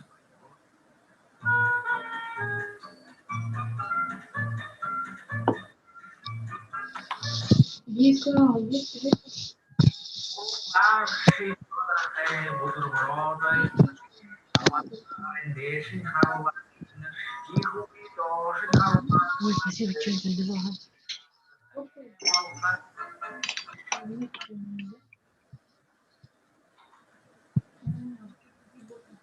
Мгм. И следующее средство, которое я хотела бы продемонстрировать, это обучающая игра «Бурятский спиннер», которая представляет собой очень наглядный демонстрационно-проверочный материал по темам личное притяжание имен существительных и лично-предикативные частицы.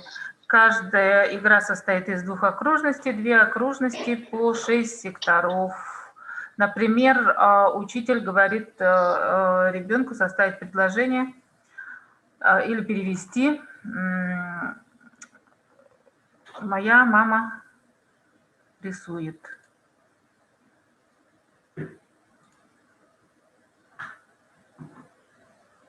Так у нас немножко не сложилось. Так, Ахемне Башина, мой брат пишет. Вот у нас получилось предложение. Цветовая гамма для проверки детей, то есть моментальный. Учитель смотрит, если фиолетовый, оранжевый и зеленый, то ребенок составил предложение правильно и все правильно понял, освоил. То есть эта игра предполагает фронтальные, групповые, индивидуальные формы работы. Следующее,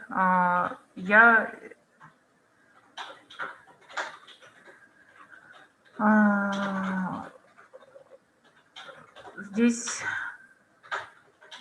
нужно объяснить ребенку, что цвет первого сектора должен совпадать с третьим сектором. Получится правильное предложение. Бихарнап. Ну, на этом, если кратко, то все. Если есть вопросы, я могу ответить. Спасибо за внимание. Спасибо, Аюна Александровна. Уважаемые коллеги, есть ли у вас вопросы к Аюне Александровне? У нас возможность включения звука у всех участников конференции есть. Пожалуйста, самостоятельно включаем микрофон И задаем вопрос. Да, если есть. Угу. Уважаемые коллеги, как вы заметили, мы плавно перешли к обсуждению вопросов преподавания родных языков детей дошкольного возраста. И следующий доклад, следующее слово мы хотели бы предоставить представителю города Великий Новгород, младшему научному сотруднику Томского государственного университета Харитонову Василию Сергеевичу, который нам расскажет об опыте изучения бурятского языка с нуля в 5 лет по видеосвязи. Василий Сергеевич с нами поделится наблюдениями учителя и родителя. Пожалуйста, Василий Сергеевич, мы вас готовы слушать. Сейн Байна, здравствуйте. Спасибо большое за приглашение. У меня тут технические проблемы. Zoom решил обновиться в нужный момент на компьютере, поэтому буду рассказывать с телефона. Надеюсь, что меня слышно хорошо. Да, действительно. Ну, мы хотели вдвоем рассказывать о наблюдениях учителей и родителей, потому что это 2 разных человека, и заявлялись как содокладчики, но, к сожалению, ССИГМА сейчас находится в больнице с ребенком, поэтому рассказывать буду я в одиночку, но, может быть, какие-то из наблюдений именно с ССИГМы я не смогу представить, за что прошу прощения, и будет доступна наша статья, которую мы тоже совместно написали для сборника. На чем, наверное, хотел бы я сакцентировать свое внимание, на том, что часто говорят о том, что нет среды, нет возможности передать язык ребенку, что это все очень сложно, сам я недостаточно говорю хорошо на бурятском языке. Например, таким образом люди иногда говорят о невозможности передачи языка ребенку. Ну, в каком-то смысле поэтому мне хотелось провести такой эксперимент, но на самом деле вопрос, почему я настроился на такие занятия бурятским языком прямым методом, потому что на наших занятиях с ССИГМА, которая выступала учителем, она говорила с моей дочкой только на бурятском языке, и все занятия происходили без участия русского языка со стороны учителя. Ну, то есть моя дочка первый время много использовал русский язык, потом меньше и чаще использовал бурятский язык, но как бы со стороны учителя общение на русском языке не происходило, и мне кажется, что вообще любые методики, которые лет до 12 используют, например, русский язык для обучения бурятскому языку, это чаще всего ожидает неуспех. То есть преподавать язык детям лучше всего именно прямым методом, общаясь с ними на целевом языке. В нашем случае тоже в каком-то смысле мы достигли успеха, потому что спустя несколько занятий, их чуть больше десятка было, дочка вполне себе понимала, что от нее хотят на бурятском языке, на самые простые стимулы, и многими фразами была готова поддержать коммуникацию в некоторых ситуациях. При этом надо сказать, что у меня были более глубокие цели, когда я ставил задачу о занятиях бурятским языком. Например, в целом дочка у нас в семье живет и вообще в городском и всяком остальном окружении в целом в моноязычной среде.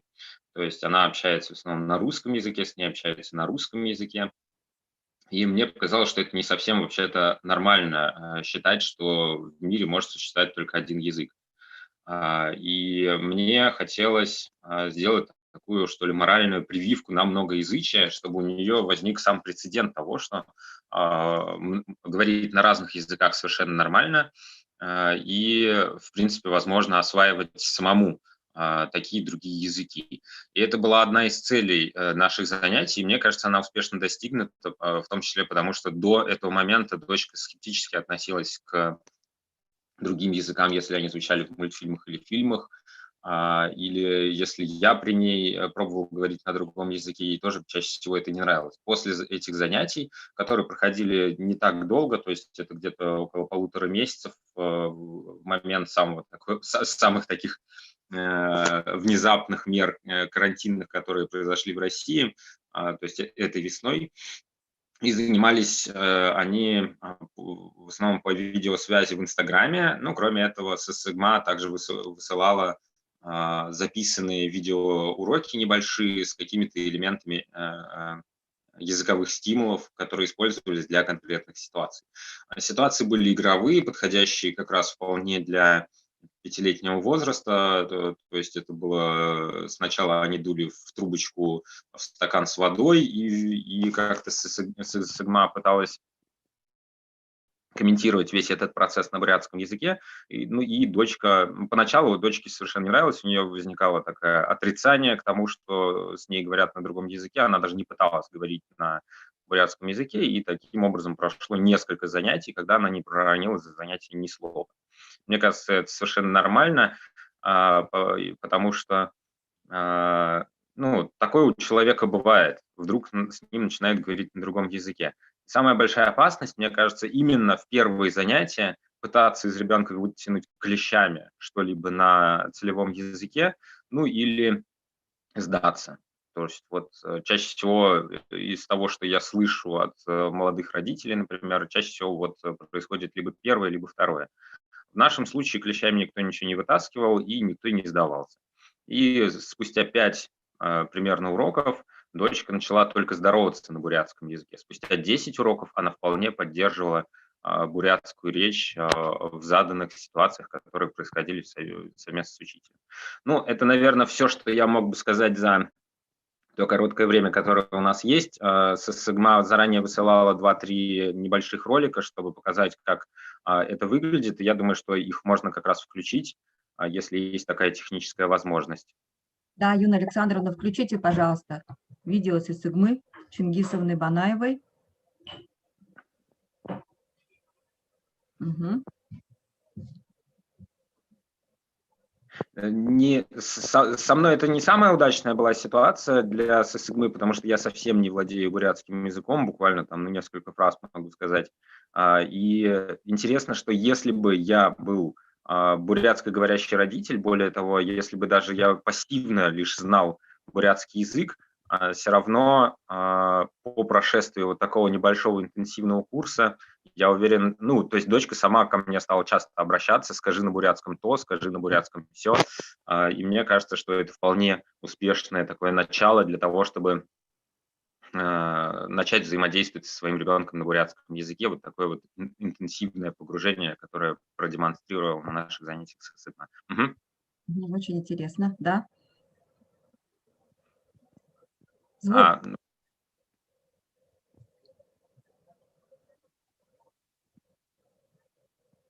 Александр, у нас нету звука. Но на этом видео, по-моему, оно, кстати, как-то и неудачно, этот звук, он то ли не звучит, то ли еще что-то, но здесь, по крайней мере, можете пронаблюдать само взаимодействие, как оно примерно происходило. То есть дочка рисует, что-то показывает, иногда рассказывает на русском, в ответ Сысыгма всегда реагирует на бурятском языке. Очень интересно. Так, ожидаем видео. Но оно что-то не показывается. Василий Сергеевич пока ставит видео. Я бы хотела задать вопрос, а почему был выбран бурятский язык в качестве изучения вашим ребенком? Ну, две причины. Во-первых, мне самому нравится бурятский язык, я сам бы его хотел освоить, и я надеюсь, что я это сделаю. У меня сейчас просто все силы уходят на другие мои целевые языки. Это нанайский и мансийский языки, гораздо меньшие, чем бурятский, тоже расположенные в России. Но бурятским я тоже занимаюсь. Вот недавно я записался в онлайн-школу, и я принимал пару попыток до этого заниматься с преподавателем, и я уверен, что я когда-то до этого дойду. Просто вопрос, когда. И вторая – это доступность учителя, вот, потому что по бурятскому языку гораздо больше можно найти учителей, чем по тем языкам, которыми я занимаюсь. И поэтому учителей, раз можно найти, я очень рад, что мы об этом договорились с ССЭК, потому что, она совершенно, как это сказать, полностью оправдала мои ожидания, и это здорово, что можно найти таких учителей по бурятскому языку. Спасибо, очень интересно. Мне кажется, это очень актуально в современных условиях, когда обучение и в школах даже ведется дистанционно, и вот вы такой интересный нам пример демонстрируете. Ага, у нас получается, да? Только у нас ССЭК почему-то горизонтально.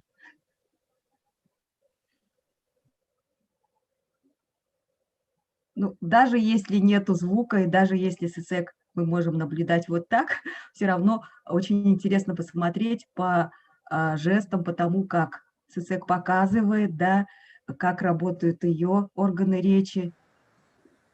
Так, видео исчезло. Большую часть нашей целевой аудитории представляют учителя дошкольных образовательных организаций. Кажется, им будет очень интересно. Хорошо. Сорга. Сорга. Ухам. Ухам. Улерин сохануды. Гарбае. Соргаро. Уле. Уле. Уле. Хорошо.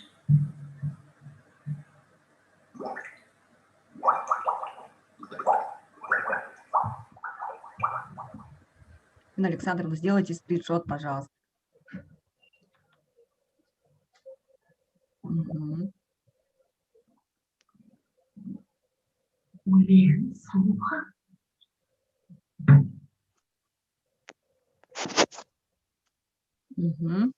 Спасибо. У нас есть еще видео, да, Юна Александровна, или на этом все? Есть. А? Есть. Ага. Первое видео, давайте мы здесь его.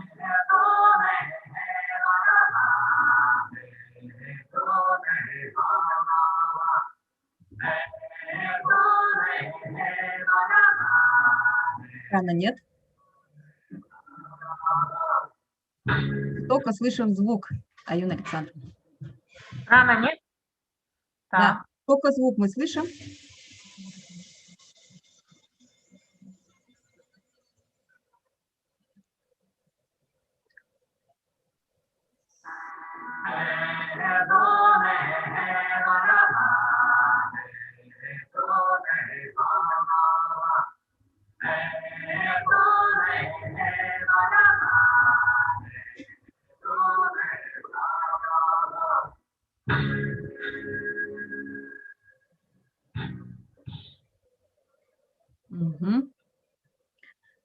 Василий Сергеевич, можно вопрос? А занятия еще продолжаются? Да, я надеюсь, что меня слышно. Я тут все воюю с техническими проблемами. Занятия сейчас не продолжаются, и в основном из-за того, что, из-за моей, наверное, в первую очередь, неготовности поддерживать с дочкой занятия на бурятском языке. Вот, поэтому, чуть позже мы к ним обязательно вернемся. И от меня очень многое зависит, насколько я буду сам развиваться с моим бурятским языком. ЦСЭК сейчас чуть больше сделал акцент и занимается с родителями, которые хотели бы заниматься со своими детьми. Они проводят на эту тему в Инстаграме, она тут марафон недавно проводила, вот, поэтому я очень рад, что такое происходит, и, может быть, на мне действительно не стоит ставить акцент, а обратить внимание на тех, кому это может быть важнее, чем мне, и кто более серьезно к этому отнесся. Большое спасибо, Василий Сергеевич, ваш опыт очень интересный. Может быть, у коллег появились какие-то вопросы. Еще раз хочу отметить, что наша аудитория в основном представлена учителями бурятского языка, дошкольных образовательных организаций. Коллеги, есть вопросы к Василию Сергеевичу? Оксана, можно не вопрос, а небольшое выступление, комментарий по докладу? Да, Сергей Александрович. Да, вот, во-первых, Василию Сергеевичу хотелось бы слова большой благодарности сказать, потому что вот даже у нас в Республике Бурятия немногие так относятся к бурятскому языку, в том числе и те, для кого он является родным. А вот Василий Сергеевич в своем докладе показал, что вот такое широкое восприятие мира, оно позволяет правильно относиться и к другим языкам, и в том числе и к бурятскому, и к родному. И хотелось бы поддержать в той мысли, что дети там, до 5 класса, по-моему, было сказано, или до определенного возраста или как минимум хуже воспринимают с помощью логики язык. Поэтому, на мой взгляд, я полностью согласен с тем, что их надо учить прямым методом, то есть моделировать языковую среду хотя бы в школе, на уроках бурятского языка. Вот, допустим, мы с Анной сейчас ведем проект Амидыхалан, и там на уровне логики я стараюсь объяснить те или иные моменты, это получается, но для детей это, я знаю на опыте своей дочери, это не тот подход, поэтому хотелось бы поддержать в этом вопросе тоже. Спасибо за внимание. Да, спасибо большое за комментарий. Действительно, примерно вот 5, 6, 7 класс – это тот момент, когда у людей уже формируются достаточно сложные аналитические способности, в том числе к изучению языков.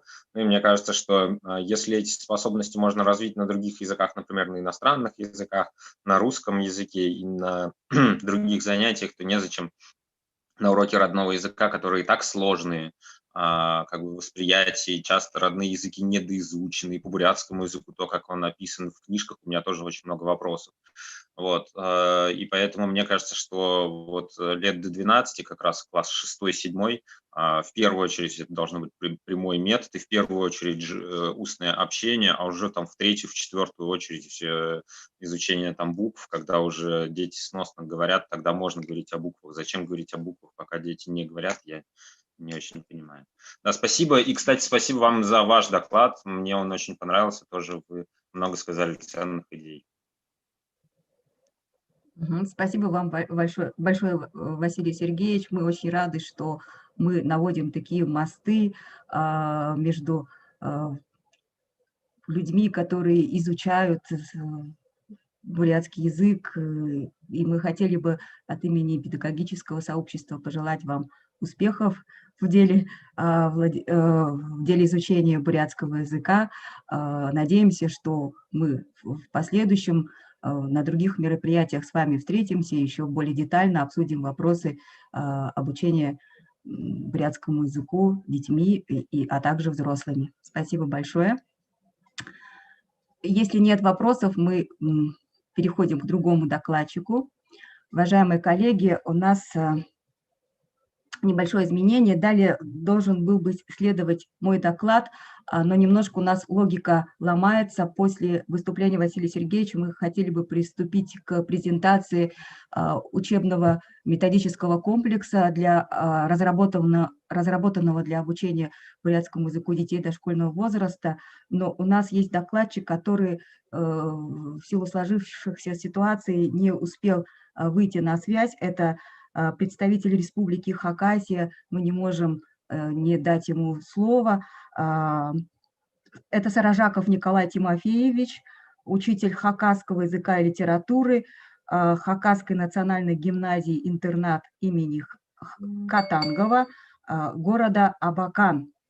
Николай Тимофеевич давно уже у нас просит слова. Мы готовы вас слушать. Пожалуйста. Визионер, здравствуйте. Слышно меня? Здравствуйте. Вас хорошо слышно. Презентацию не подготовили. Тема моего доклада – исследование обучающихся топонимических терминов на уроках хакасского языка называется.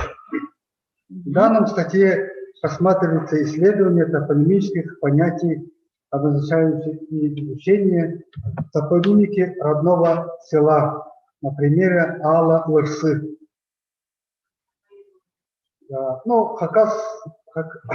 Хакасия является продуктом современного исследования работы педагогов и обучающихся. На уроках хакасского языка данное направление исследования ведется с обучающимися, которые интересуются историей и культурой народа.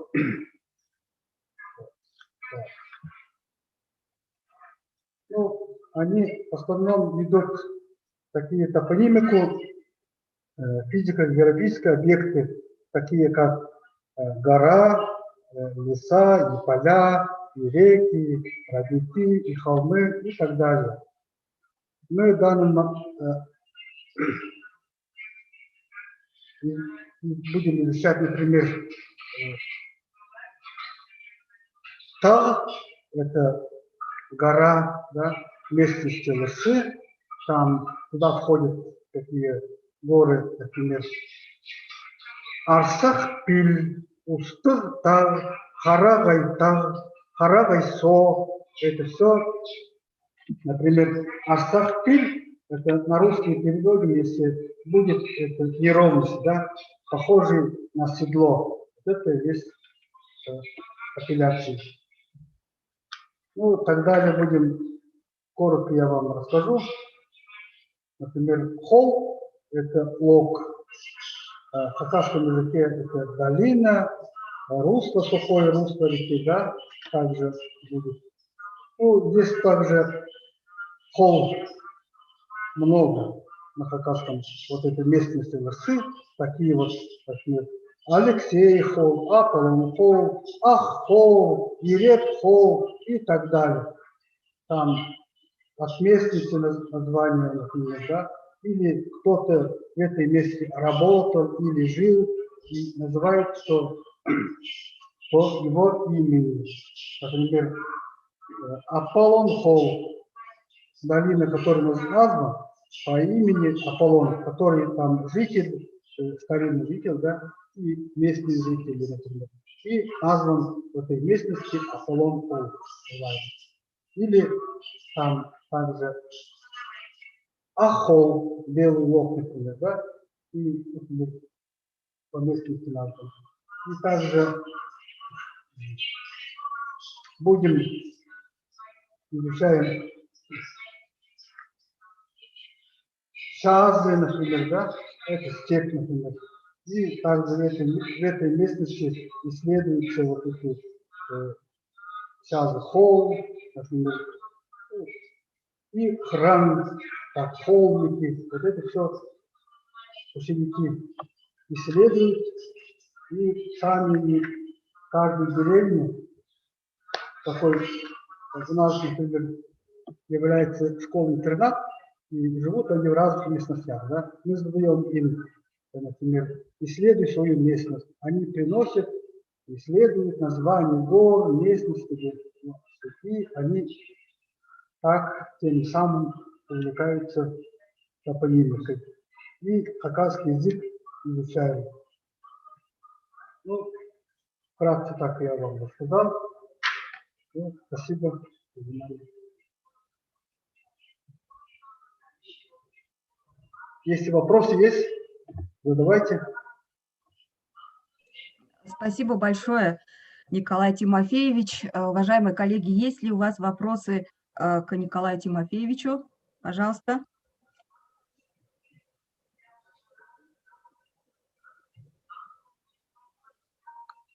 Угу. Если нет вопросов, мы продолжаем работу нашей секции. Следующий доклад мой. Я хотела бы вас, уважаемые коллеги, познакомить очень кратко с учебно-методическим комплексом Амр-Менде.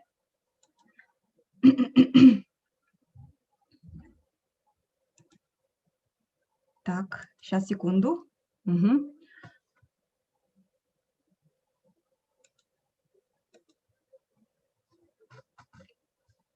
Опыт разработки УМК «Начальный курс бурятского языка для детей старшего дошкольного возраста Амр-Менде». Как мы знаем, бурятский язык в Республике Бурятия преподается по двум направлениям. Это бурятский язык как родной и бурятский язык как второй. Направление обучения бурятский язык как второй осуществляется по программе, разработанной... Да? Экран черный. Еще раз перезапустите презентацию. Закрыть и заново включить. Так, прошу прощения, сейчас.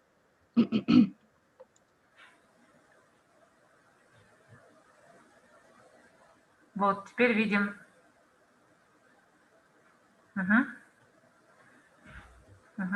Презентация видна, да? Направление как родной осуществляется по программе, разработанной Даримой Даржоевной Магоевой в 1998 году. Существует учебник Амр-Сен Мухибут этого же автора, изданный в 2002 году. Но поскольку, как мы говорим сегодня и вчера на пленарном заседании, во всех детских садах города Улан-Удэ, столицы Республики Бурятия, 5 городов республики и районных центрах, а также во многих селах дети говорят на русском языке, и в связи с этим возникает острая необходимость разработки методики обучения бурятскому языку детей, не владеющих им. Поэтому по заказу Министерства образования и науки Республики Бурятия в 2014 году был разработан учебно-методический комплекс Амр-Менде «Начальный курс бурятского языка для детей старшего дошкольного возраста». На этом слайде вы видите все компоненты этого учебно-методического комплекса.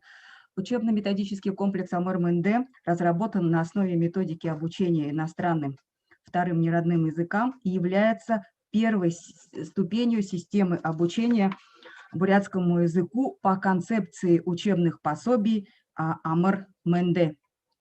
Учебник УМК Амр-Менде состоит из учебного пособия, аудиоприложения, рабочей тетради, книги для учителя и методических рекомендаций по реализации программы начального курса бурятского языка для детей старшего дошкольного возраста Амр-Менде. Учебное пособие состоит из 7 частей, отдельных книжек. Каждая книжка включает серию уроков игр, объединенных одной сюжетной линией. Например, вот мы можем на этом слайде посмотреть сказки, которые легли в основу разработки учебников, книжек этого УМК. Например, авторская сказка «Мини-Ипте-Булы» создана на основе известной бурятской считалки про 5 пальчиков. Каждая бурятская семья в древности, и сейчас некоторые семьи это сохранили, разучивали со своими детьми считалку про 5 пальчиков, развивая мелкую моторику, обучая детей счету, обучая характеризовать и говорить, то есть развивать устную речь детей. И на основе этого материала дети учатся рассказывать о себе, о своей семье, о своих родственниках. Далее у нас идут адаптированные сказки, такие как «Теремок», «Три поросенка», «Теремок», «Три поросенка», «Репка» и сказка, основанная на материале мультфильма «Маша и медведь».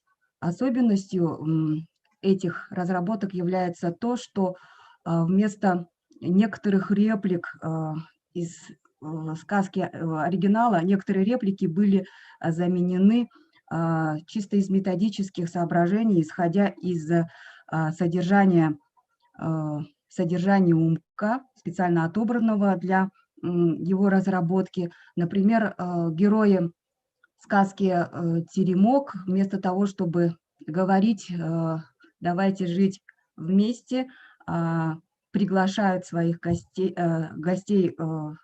выпить чашку чая, что отражает традиции бурятского народа и национальный речевой этикет. Реплики такие, как «оркты», «хукты», «сеукты». Наши некоторые коллеги-учителя добавляют еще другие реплики типа «бузы, дикты», «угощайтесь бузами», «бузы вкусные», «сеам-тетеда», «бузам-тетеда» и так далее. Следующий пример – сказка «Три поросенка». Здесь вы видите, как один из фрагментов реализации трилингвальной среды: поросенок бурят, поросенок русский, поросенок англичанин или американец. И каждый из них, из этих героев, рассказывает о своем доме, об их особенностях. Сказка «Репка». В этой сказке заменены основные действующие лица, как бабка, детка и животные, другими животными, которые представляют собой 5 традиционных видов хозяйствования бурят. Ну и сказка «Маша и медведь» была адаптирована как «Балмы бабгэ». У нас вместо Маши появилась девочка Балма, которая со своими друзьями медведем и пандой разыгрывает разные ситуации повседневного общения на элементарном уровне. Также был осуществлен перевод 2 сказок. «Халанхама» – это стихотворение Любови Воронковой «Маша Растеряша» и «Красная шапочка» Шарля Перро в переводе на русский язык. И должна отметить, что эти сказки были переведены по всем требованиям художественного перевода. И, как вы видите, герои сказок – это девочки бурятской национальности, а также вот их мамы, тоже вот одна мама в национальном костюме, другая вот в современной одежде. В состав УМК входит аудиоприложение. Это аудиоприложение может быть использовано как на этапе презентации материала, так и на этапе тренировки. Тексты зачитаны детьми, артистами и учителями. Книга для учителя и родителей. Авторы УМК предполагали, что помимо обучения бурятскому языку в дошкольной образовательной организации, родители, желающие обучать детей дома, могут также воспользоваться учебным пособием, этим УМК.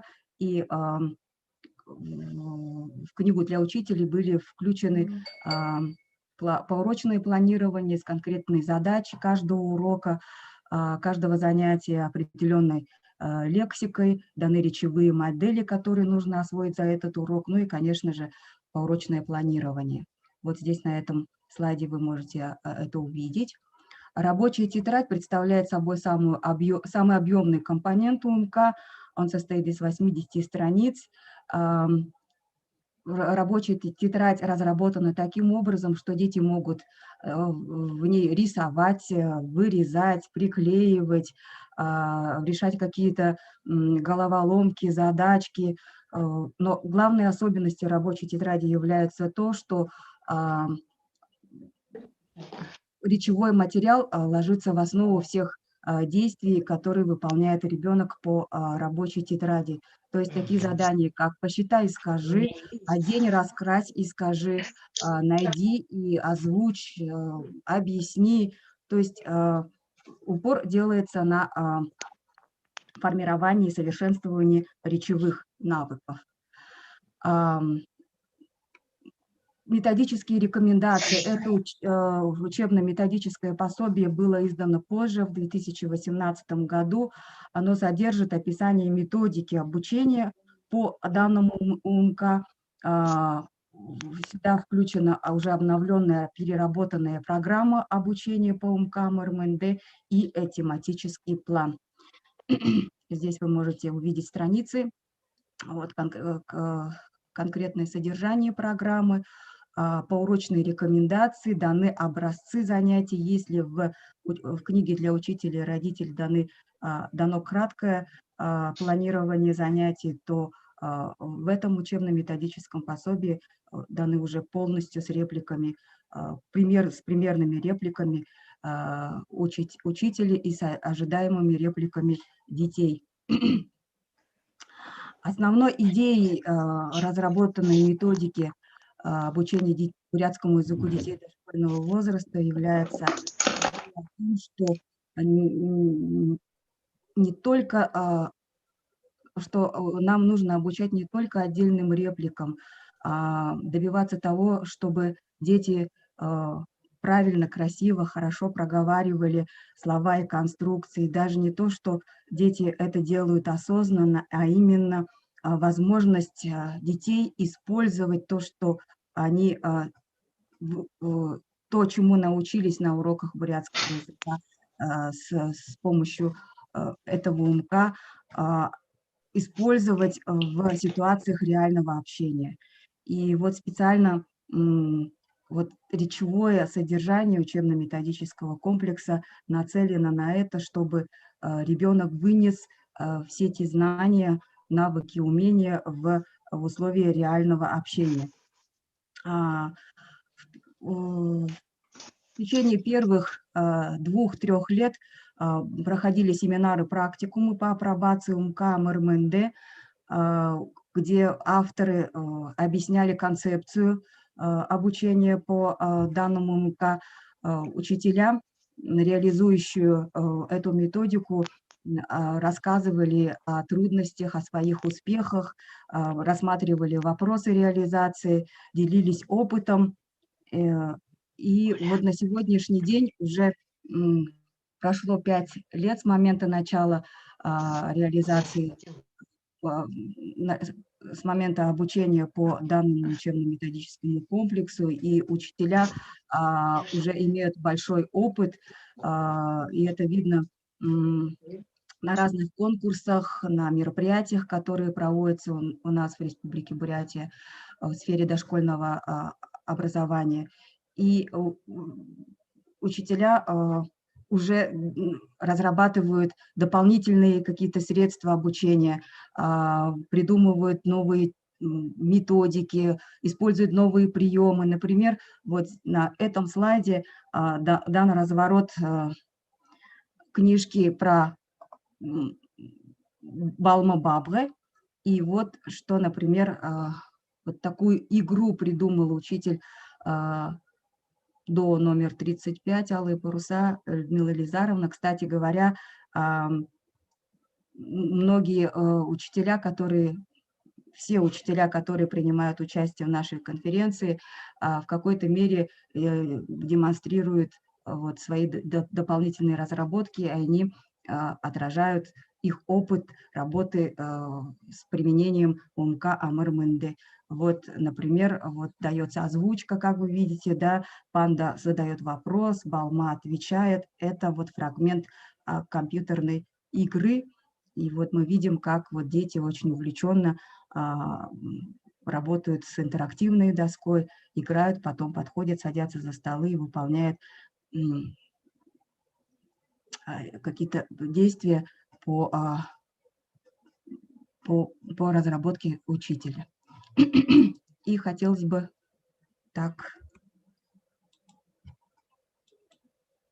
продемонстрировать еще одну разработку. Вот на основе сказки «Репка» был придуман мультфильм примерно такого плана. Кстати, автор мультфильма тоже участвует в одной из наших секций.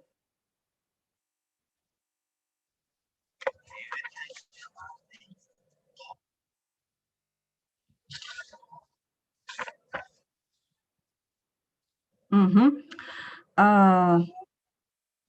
Так, ну, уже понятно, да, я останавливаю. И в итоге, подводя итоги своего выступления, хочу сказать, что в плане совершенствования УМК учителя выражают мнение о необходимости создания еще раздаточного материала, электронного варианта УМК, с точки зрения содержания дополнить скороговорками, песенками, стишками. И сейчас мы планируем проведение методического семинара по опыту реализации УМК МРМНД и создание творческой группы для усовершенствования этого УМК, а возможно и для создания нового УМК для дошкольной ступени. На этом у меня все. Спасибо за внимание. Если есть вопросы, пожалуйста, можете задать.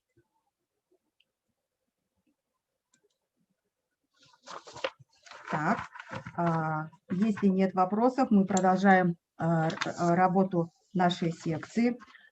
Следующее слово предоставляется. Так, секундочку. Гумпыловой. Да, учителю бурятского языка МБДУ детский сад номер 67 «Подснежник» комбинированного вида Гумпыловой Байырме Цыреновне, Республика Бурятия, город Улан-Удэ. Как раз в дополнении того, что было сказано, Байырма Цыреновна расскажет о своей педагогической технологии, которую она использует в работе, в своей работе. Пожалуйста, Байырма Цыреновна. Саймбена. Да. Добрый день, уважаемые участники конференции. Я Гумпыла Байырма Цыреновна, учитель бурятского языка детского сада 67, Подснежник, города Улан-Удэ. Ну, как мы знаем, что дошкольники не умеют ни читать и ни писать. Поэтому надо применять такие методы, чтобы облегчить работу запоминания. Своей практикой по развитию связанной речи использую я наглядные опорные схемы. Значит, цель моего наглядных опорных схем – это чтобы средства, которые даются, были для решения познавательных задач, формирования грамматических и речевых навыков по обучению бурятскому языку. В своей работе, используя именно опорных схем, я использую пиктограмму и моделирование. Значит, вы знаете, что такое пиктограмма. Пиктограмма – это, значит, знаки, которые помогают. В основе метода лежит использование заменителей, в роли которых могут выступать схемы, картины, планы, стилизованные или какие-нибудь изображения предметы. Ага, дальше можно. Опорные схемы мы используем не только, значит, во всех этапах работы, языковой работы, начиная со звука и заканчивая своим высказыванием. Вот, например, на фонетической зарядке, особенно детям младшего возраста дошкольного, им очень трудно воспринимать эту пиктограмму, я использую вот такую схему, которую можно посмотреть, как работает вот это. Когда мы произносим звук «х», дети очень трудно получается, и поэтому, когда берут в руках вот эту имитированную расческу, если произносишь правильно, то у тебя расческа начинает двигаться. Можете посмотреть. И дети с удовольствием тренируются на этом основе. Следующее дальше. Вот здесь, ага, можно посмотреть. Ребенок берет, и если правильно произносит этот звук, у него начинает вот эта расчески, зубчики двигаются. Вот. Дальше, если посмотреть дальше, лексические навыки, да, мы, значит, в своей работе я использую такие лексические навыки, как собери картинку, да, например. Ну, и тут использую коновязь, наш национальный элемент культуры, да, нашего народа. Это символ рода. И ребенок нанизывает, значит, разрезные картинки. Тут лексику. Это в основном средние группы, которые дошкольные, младшие. Им играючи мы так, получается, повторяем лексику. И ребенок составил, пришел к коновязи, вот, например, верблюд, и при этом повторяет тымен. Таким образом лексику мы повторяем. Следующее дальше, если посмотрим, да, как работает вообще пиктограммой. Пиктограммы я даю, конечно, сначала готовый элемент, сначала всем даю, а потом предлагаю детям самим нарисовать пиктограмму. Вот, например, по теме «Моя семья» дети сами нарисовали, например, я дала пиктограмму мамы и папы, а дети сами дорисовали дедушку, бабушку. И им вообще понравилось, что они сами сочинили пиктограмму, и вот мы приклеили эти на кубики, и тут же мы повторяем с этой пиктограммой, получается лексику. Значит, друг друга перекидывают ребята и повторяют лексику друг с другом. Они с удовольствием станут на расстоянии, перекидывают эти кубики. Ага. Ой, звук надо убрать. Так. Ну, каким?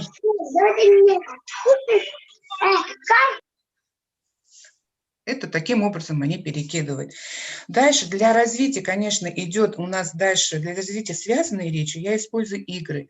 Значит, какие игры? Значит, обязательно у нас дидактическая игра, да, в дошкольном возрасте. Накорми мальчика, девочку. Здесь, значит, стаканчики, значит, сверху крышка разрезанная и кормит. При этом сопровождает свое действие. Значит, мальчик кушает яблоко, например, и по очереди они, кто больше слов скажет, кто больше накормит мальчика, девочку. Дальше идет, кто что ест, например, игра, круг, здесь изображены, значит, тоже по теме «Семья, моя семья», значит, наши все родственники, и они тут уже просят, уже другое выражение мы повторяем, тут, значит, мелкую моторику, прищепки, да, на прищепке приклеены у нас продукты питания и угощают. Тут уже угощение идет, пожалуйста, говорит, мама, кушай яблоко, и преподносит как будто бы, и прищепку прижимает, и при этом сопровождает вот это слова, ну, получается, предложение говорит. Занимательный круг, если мы посмотрим, дидактическая игра, тут, ну, видно, да, мы цвета повторяем, тут повторяются числа, и стрелка, как барабан, да, вертится, крутится, и внизу у нас, я сделала занимательный круг по теме животные. Значит, домашние дикие животные. Тут берется животное, значит, называется количество и какого цвета. Получается предложение из 3 слов. Значит, имя существительное, числительное и прилагательное получается в одном слове. Таким образом, по очереди, кто правильно все сказал, тот получает бонусы. Ну, тут бонус у меня наши традиционные бузы. Кто больше соберет, тот и молодец. Дальше, если мы посмотрим, можно дальше. Ага. Угу. Здесь круги Лулия называется, да, у нас в дошкольном мире. Значит, крутится, значит, диск, сверху, значит, 2 диска, один меньше другого, и стрелочка. Значит, тут пиктограммы уже приклеены, и во втором диске тоже действие предмета приклеены, и в конце, значит, сердечко «люблю». Значит, тут ребенок составляет уже предложение. Значит, папа любит петь, например, папа, значит, любит играть.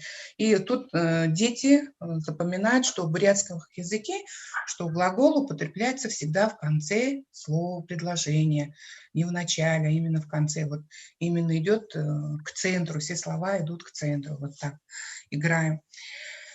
Так, дальше, если мы посмотрим, значит, использование. Вот это мы были, получается, мы используем предложение, а мы также пиктограмму я использую в виде, когда разучим скороговорки. Дальше можно? Скороговорки. Ну, здесь, получается, ребенок, значит, видит, когда все это бурятское скороговорство заложено в содержании пиктограммы. Каждая карточка – это целая схема. Можно это видео включить? Ага. Не, с предыдущей. Ага, нажмите, пожалуйста. Так. Здесь, получается, включает дети видят эту целую схему, да, друг за другом, план, зрительный план скороговорки, и повторяют. Им легко запомнить наши скороговорки. И также стихотворение мы запоминаем, значит, стараемся вот таким образом запомнить. Так, ну вот это наше таким образом придуманное наша скороговорка. Ну, это было, значит, в начале. Мы это все пиктограммами работали.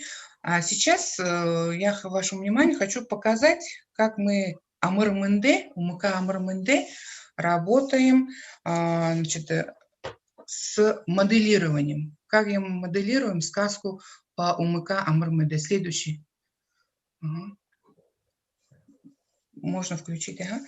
Значит, с детьми рассматриваем в учебнике сюжеты, рассмотрели, мы проиграли, значит, мы уже переодевались, драматизация была, обыграли мы сказку, выделили действия героев, а затем предлагается схема-модель с помощью геометрических фигур. Для моделирования дети должны представить все это происходящее в сказке со стороны или сверху. В данный момент мы сверху смотрим, мы превращаемся в птиц, и птицы видят, что происходит у нас в сказке, как бы издалека. Так, и когда мы смотрим издалека, то репка становится похожа на геометрическую фигуру круг, а герои наши квадратики. Дети рассказывают сказку, передвигая квадратику кружочку. Вот, например, однажды козленок наш нашел большую репку, мы удивляемся, да, все такие, так, кружочку передвигается один квадратик. Козленок не может вытащить репку и зовет на помощь друга от своего. И тут происходит между ними диалог. А какая большая репка, помоги вытянуть репку. И хорошо, помогу. И таким образом все герои друг за другом собираются. Всех героев мы собираем, и получается, что вот собраны все герои, и дети каждое свое действие, они обязательно все это говорят, повторяют. И таким образом детям было очень интересно вот такими моделями работать. Они как бы сами сочиняют сказку и сами двигаются, у них мелкая моторика развивается.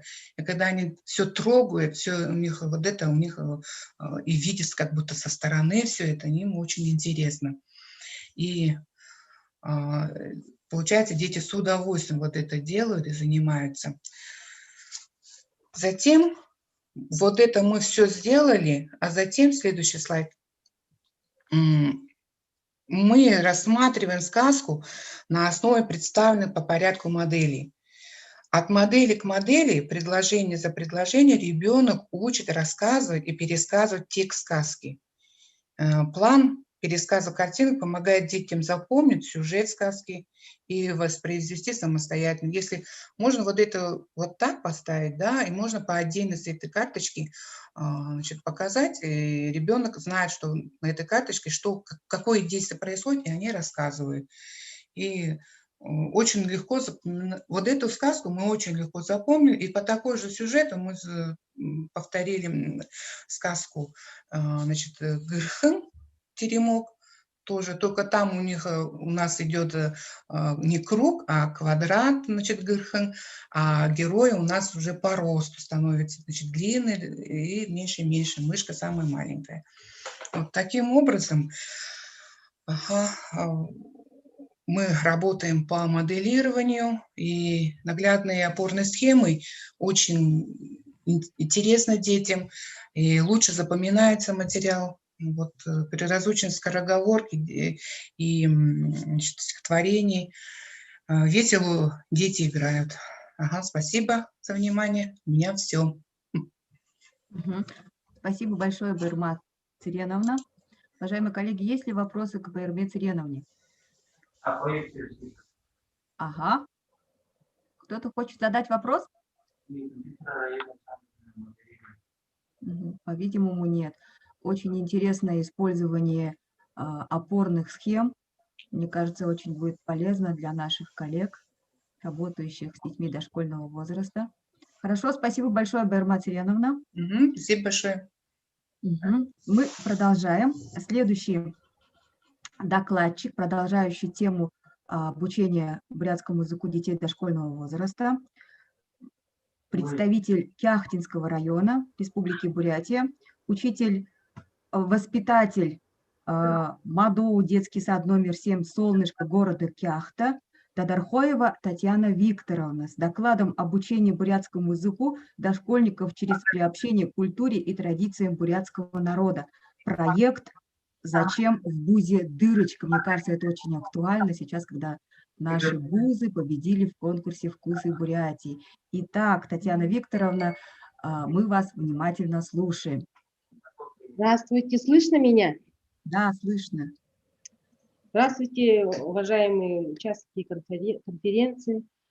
Сегодня я представляю город Кяхта, работаю в МАДО номер 7 «Солнышко», воспитателем.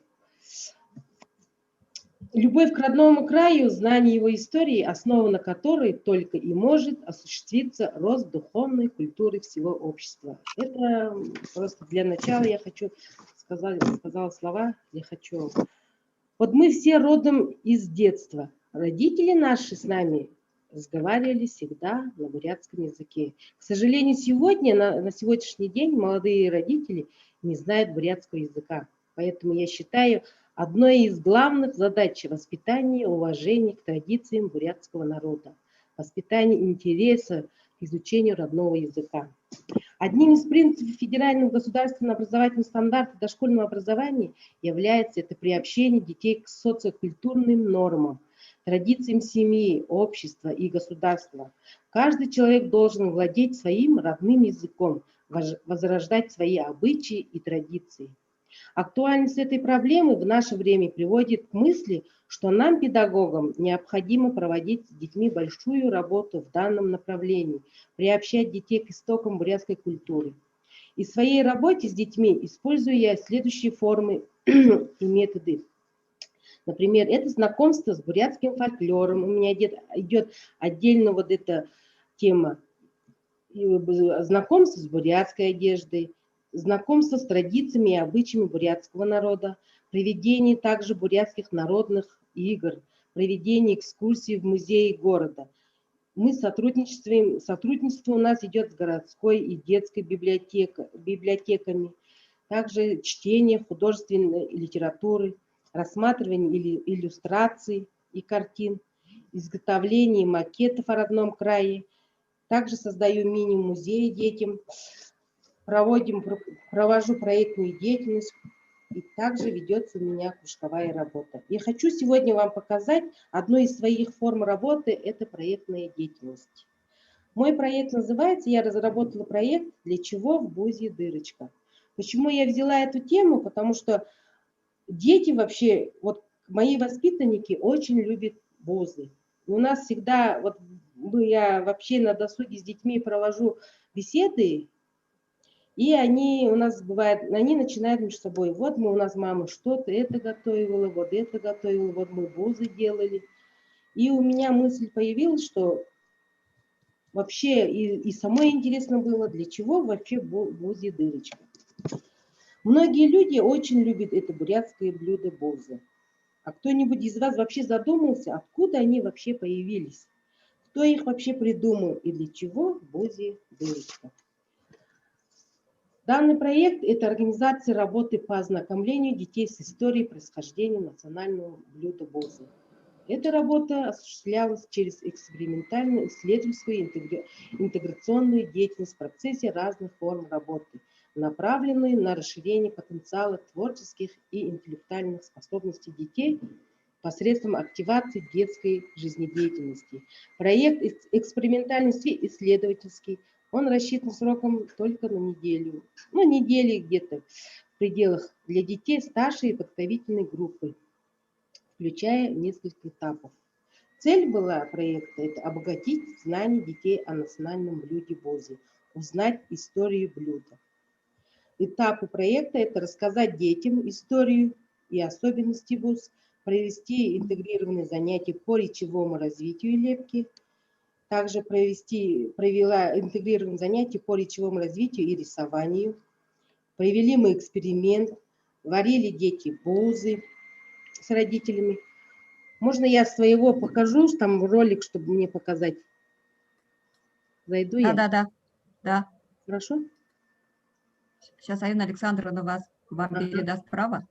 Право даст, ага, я ее включу. Я отключила экран, можете включать. Угу. Татьяна Викторовна, можете включать вы на? Ага. Сейчас я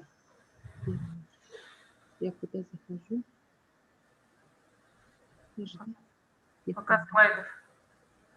Пока слайдов там у меня перейти же. Ага, сейчас начала все.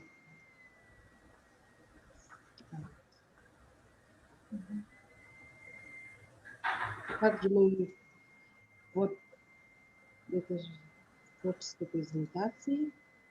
Так, вот это я уже вам все рассказала. Следующие задачи у нас были, да, актуальность.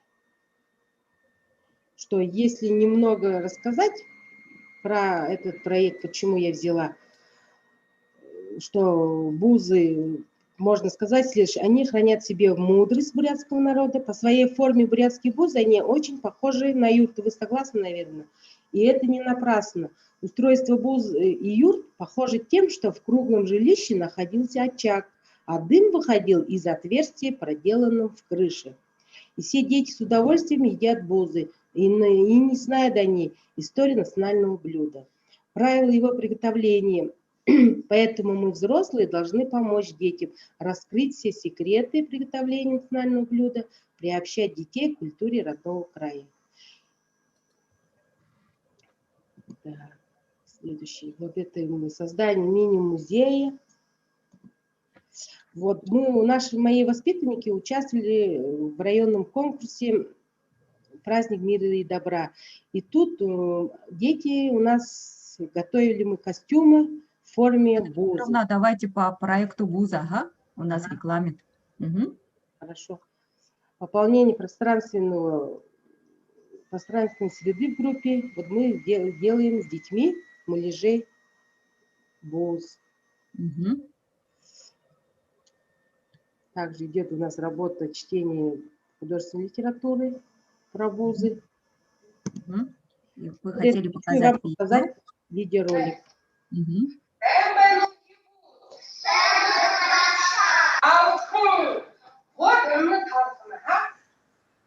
Черный экран у нас пока. Черный экран? Да. Не показывает. А как сделать?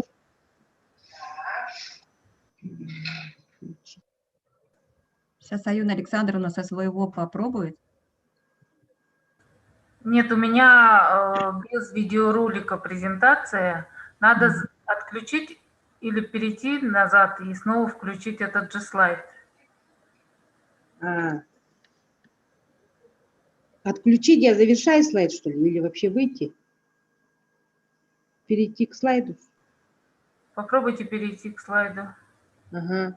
5-му, а потом 10-му. 5-му? 9-му. 9-му. Сейчас я перейти к слайду к 9-му. Угу. Сейчас показываю.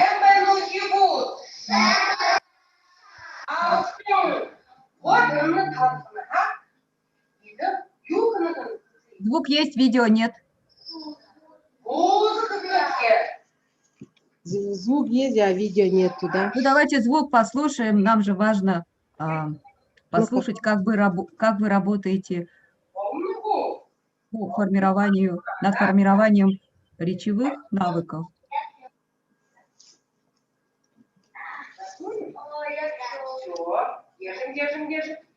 Угу. Берем что? Мы включаем воображение и предполагаем, что дети держат уже готовые бузы и озвучивают, да? Вот.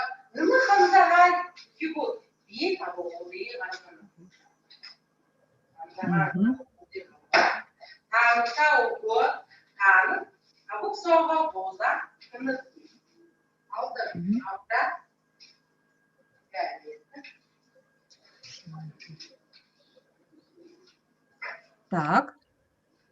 Вот. Могу же говорить. Да, можете комментировать. Я вот раздаю тарелки, они в тарелку бузы. После этого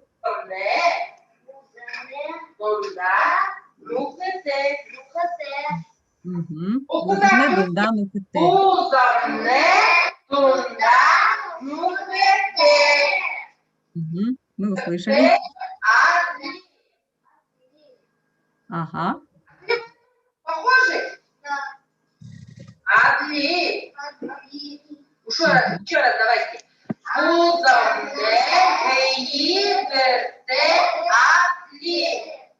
Мгм.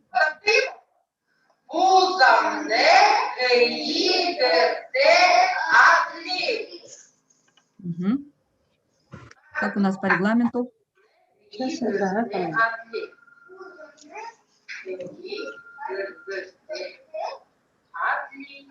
Мгм. Так. Мгм. 1,5 минуты осталось.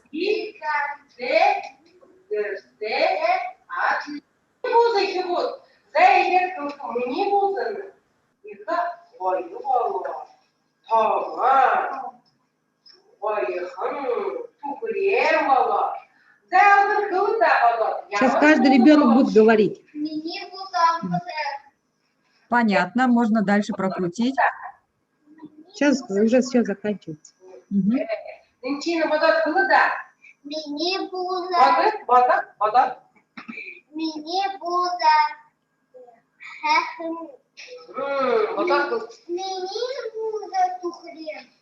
Ага.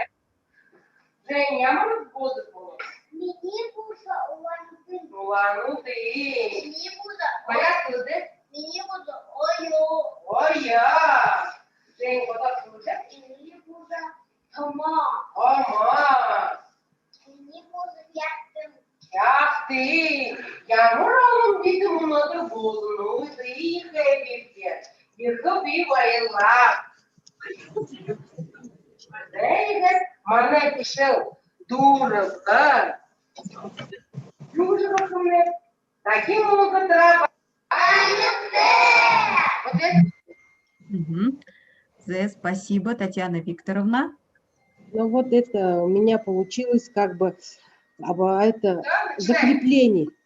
Мгм. Мгм. Мы поняли. Угу.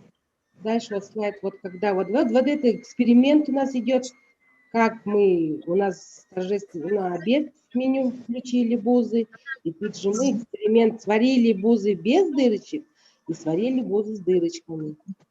И тут выяснилось в опыте, дети поняли, что в бузе с дырочкой сохраняется много мясного сока, а буза без дырочки порвалась и сок вытек. Что для чего у нас дырочка? Потому что из дыры выходит пар. Из этого сохраняется у нас мясной сок. Угу. Как бы родителям и домашнее задание давала. Угу. На этом у меня проект завершается. И в заключение хочу сказать, что в результате работы над проектом дети, конечно, расширили свои знания о культуре бурят, об истории возникновения национального блюда. Самостоятельно уже приготовили бузы. Дети приобрели умения и навыки исследовательской деятельности, искать и собирать информацию, анализировать, систематизировать и делать выводы. Появились навыки взаимовыручки, поддержки и тесного общения со взрослыми и сверстниками. Все это способствовало саморазвитию личности каждого ребенка. И также закрепление было речевое развитие у нас по бурятскому языку. Угу. Спасибо за внимание большое. Спасибо большое, Татьяна Викторовна. Очень интересный проект. Есть ли вопросы к Татьяне Викторовне, уважаемые коллеги? Если нет, то позвольте продолжить нашу работу. У нас остался последний доклад. Если мы сейчас рассмотрели вопросы обучения бурятскому языку в дошкольных образовательных организациях, то следующие докладчики поделятся опытом обучения бурятскому языку, родному языку в семье.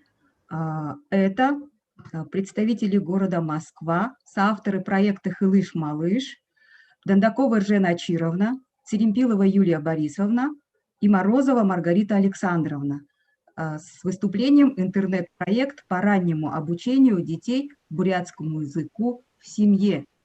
Пожалуйста, Юлия Борисовна, да, начинает? Особенно нет, у нас Маргарита должна начать сейчас. Да, здравствуйте. Очень рада всех видеть. Отдельный привет и здравствуйте, Аюна Александровна, моя бокша. Мы вот сейчас, да, хотим рассказать о проекте, который мы, собственно, нашему малышу 9 с небольшим месяцев всего лишь. И большое спасибо, что пригласили поучаствовать нас в этой конференции, потому что мы просто мамы-любители без педагогического образования, но когда появились свои дети поняли, что нужно как-то передавать родной язык. И вот в начале этого года, буквально вот в канун Сагалгана, у нас появился этот проект. Мы вот все втроем живем в Москве, я, Юлия и Жена. И как бы отсюда пытаемся его вести и воплощать в жизнь. Все началось с работы над переводом мультфильма «Синий трактор». Об этом мы тоже узнали благодаря Василию Харитонову, который нас познакомил. И вот Эржена первая вышла на продюсеров, предложила им перевести, у нее была команда переводчиков, они все сделали, я уже помогла с артистами, и так, в общем, мы познакомились, и к тому моменту Эржена, она уже занималась со своим ребенком Арсаланом бурятским языком дома, и у нее был большой опыт под хэштегом «Буражи». Она выкладывала видео занятий, как у них все проходило, обучение, и про Юлию Церентилову, которая тоже вместе мы ходили на курсы бурятского, в общем, встретились, объединились и начали делать вот этот проект, который основную задачу, вот мы для себя увидели, девочки нашли методику подходящую. Юля, можно следующий слайд. Мы опирались на опыт англомам, который весьма успешен в интернете, вот в Москве особенно популярно, когда мамы, обычные русские, не владеющие английским языком, самостоятельно дома выращивают детей-билингвов. И вот эти методы, там, лайфхаки и секреты, которые применяют мамы на английском, Эржена адаптировала на бурятский язык и активно применяла со своим сыном Арсаланом. Также вот Сесет Банаева, о которой сегодня говорили, тоже они потом познакомились и тоже говорила, как бы начала опираться на эту методику. Вот и мы, когда создали проект «Хэлыш-малыш», в основном мы живем в Инстаграме, там у нас вся основная деятельность происходит, и одно из направлений нашей работы, да, вот шапка нашего проекта, «Хэлыш-малыш» аккаунт, так и называется, все выкладывается здесь. Вот одно из направлений – это мы пишем теоретические, методические посты, делясь своим опытом. Вот об этом расскажет Эржена.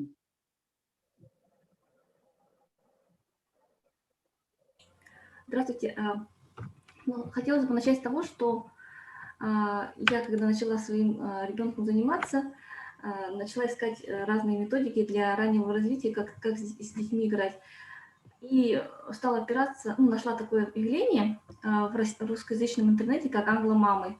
То есть мамы, которые не владеют английским языком как родным, да. И хочу такую аналогию провести, что у нас в Бурятии сейчас мамы, которые хотят учить, или родители, да, которые хотят учить детей бурятскому языку, у них такая аналогичная ситуация, что кто-то владеет свободным языком, кто-то вообще не владеет, да. И такая же ситуация с английским среди русскоязычных мам, но все они на своем как бы уровне пытаются учить ребенка, и у них еще при этом разные цели. Те мамы, которые не владеют английским языком, вообще нулевые, есть курс такой Елены Елисеевой. Мы очень много взяли теории у нее, она эту методику вообще очень много лет разрабатывала, сама педагог английского языка. Можно ее аккаунт найти в интернете, и, конечно, всем почитать, посмотреть. У нее есть курс, который вообще идет с 0 лет, Newborn называется, то есть для детей до года английскому языку развивать. И далее с 1,5 лет там, до 7 лет она дает такие уроки, которые мама, взяв там, может прослушать, да, аудио, у нее есть текст, который она читает. Ну, то есть она проводит бытовые ситуации, ну, прямым методом обучает ребенка языку. Как мы говорили, уже до этого говорили, что дети до школьного, младшего школьного возраста не принимают через логику язык, им нужен именно прямой метод обучения. И как раз таки, чтобы прямым методом обучать, Елена Елисеева перевела все бытовые ситуации на английский язык.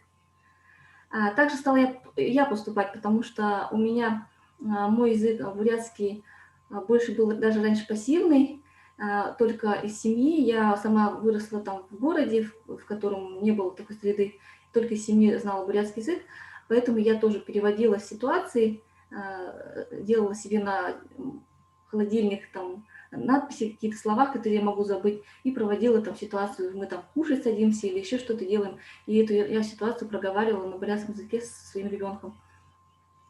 И заметила хорошие результаты, с которыми я начала делиться со знакомыми. А также, по моим наблюдениям, почему многие родители не учат детей бурятского языка, ну, языку, который даже владеет бурятским. У них есть страхи смешивания языков, страх того, что задержки речи. И даже родители, которые хорошо владеют, они не говорят. Поэтому я решила, что эти нюансы очень важно освещать. И этим нюансам мы тоже посвящаем внимание, уделяем, рассказываем о плюсах билингвизма, о том, что как можно добиться не смешивания языков, как быстро проскочить этот этап. Потому что родители хотят все-таки, чтобы ребенок говорил грамотно и на русском, и на бурятском языке, там, особенно в школе, да, хотя бы. Вот этому внимание мы уделяем. И также бурятский язык у нас находится в слабой позиции, потому что у нас среда русскоязычная, и язык нужно усилять. Слабый язык обязательно нужно усилять, и усиляем мы его через эмоции. То есть если мы в обычной его среде просто проговаривали какие-то слова, а тут мы должны прямо усилить, показывать предмет, несколько раз проговаривать слово, немножко упрощать даже в начале речь, потому что, чтобы ребенку он уловил самую суть, там, конструкцию. Вот эти все методы тоже описаны Еленой Елисеевой. Вот, методику всем учителям я рекомендую почитать и разобраться. Мне, в принципе, не трудно разобраться. Для педагогов ее разобрать, да. Далее. Это самое главное, думаю, это суть. Сейчас можно не описывать, потому что нюансов много. Есть там протест, они говорят, как побороть протест с ребенком, как игры проводить. У нее также в курсе игры разные разобраны, как сейчас демонстрировали, да, такие игры даются для родителей, чтобы они их проводили дома. То есть полная методическая поддержка родителей, когда с ребенком они занимаются самостоятельно до 3 лет, потому что до 3 лет, естественно, ни на какие курсы его не поведешь, он не воспринимает чужого человека, только родители могут заниматься. А это основной возраст, когда ребенок начинает осваивать язык. После 3 уже труднее все дается, даже до 3 лет нужно базу какую-то приобретать, и тогда даже учителям, воспитателям в детском саду будет легче работать уже с говорящими детьми, которые имеют базу. Вот это я хотела сказать. Спасибо, Эржена. Да, вот методическое одно из направлений нашей работы, только Эржена, видимо, заговорилась, Мария Елисеева, автор этой методики, и у нее есть книга «Английский для билингвов», по-моему, да, мы отправим. У меня есть эта книга, я только в том. Да, поделимся, она стоит недорого. 350 рублей. Мы поделимся ссылкой на нее. Эту книгу можно почитать, всем рекомендуем. Хорошо. Одно из базовых направлений, то, на чем строятся курсы у Елисеевой, на чем мы строим, это короткие обучающие видеоролики. Современные дети, мы говорим о том, что учителям, родителям приходится просто воевать за детей, да, вместе против телеканала «Карусель» и Ютуба, основные источники, которые являются формированием языковой базы детей. И Инстаграм как раз та площадка, которая доступна всегда для мам, всегда под рукой, и с которой можно заниматься с детьми. Вот наша Юлия, к тому же является художником, она делает вот такие замечательные мультики, уроки рисования, где показывает, во-первых, как рисовать на бурятском, дети озвучивают, мы тоже вот дошли до того, что нам нужны дети, и с титрами проговаривают, что мы рисуем. Максимально по-простому строится предложение, и ребенок смотрит, вместе с автором рисует. Я вот, например, рисовать вообще не умею, но вместе с Юлей как раз Можно еще сейчас дополнить? Вот если вы посмотрите по хэштегу «Англомамы», некоторые мамы говорят с ужасным акцентом на английском языке, но дети произносят очень хорошо, потому что речевой аппарат детей, он как бы еще гибкий, мягкий и слух настроен.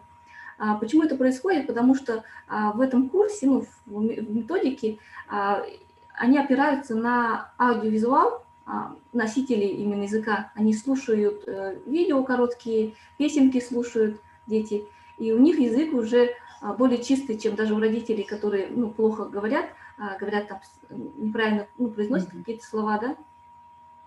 Вот. Поэтому нужно обязательно при обучении детей, ну, опираться вот на такой аудиовизуал, если, тем более, допустим, произношение страдает, да, родители самого.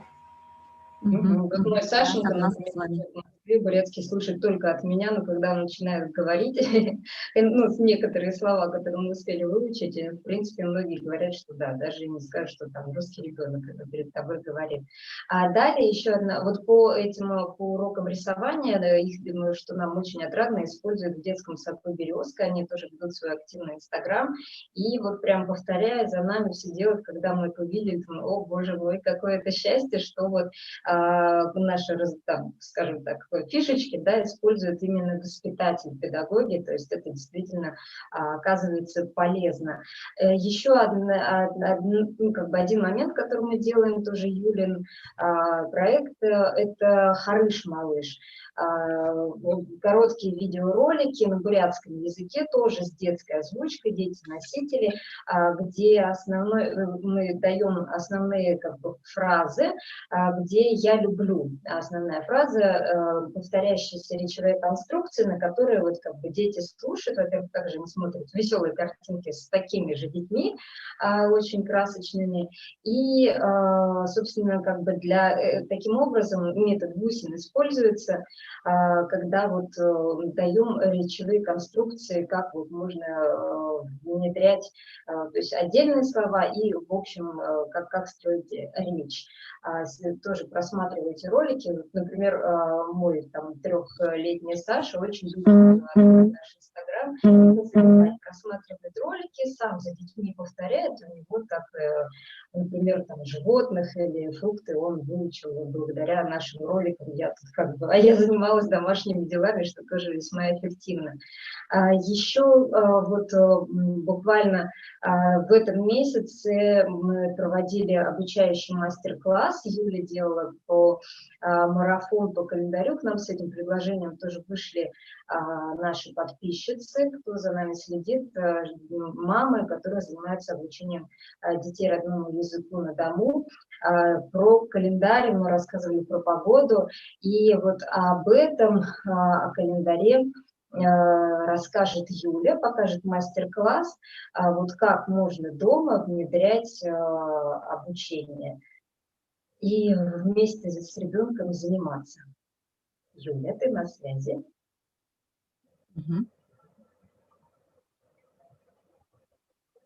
Пока.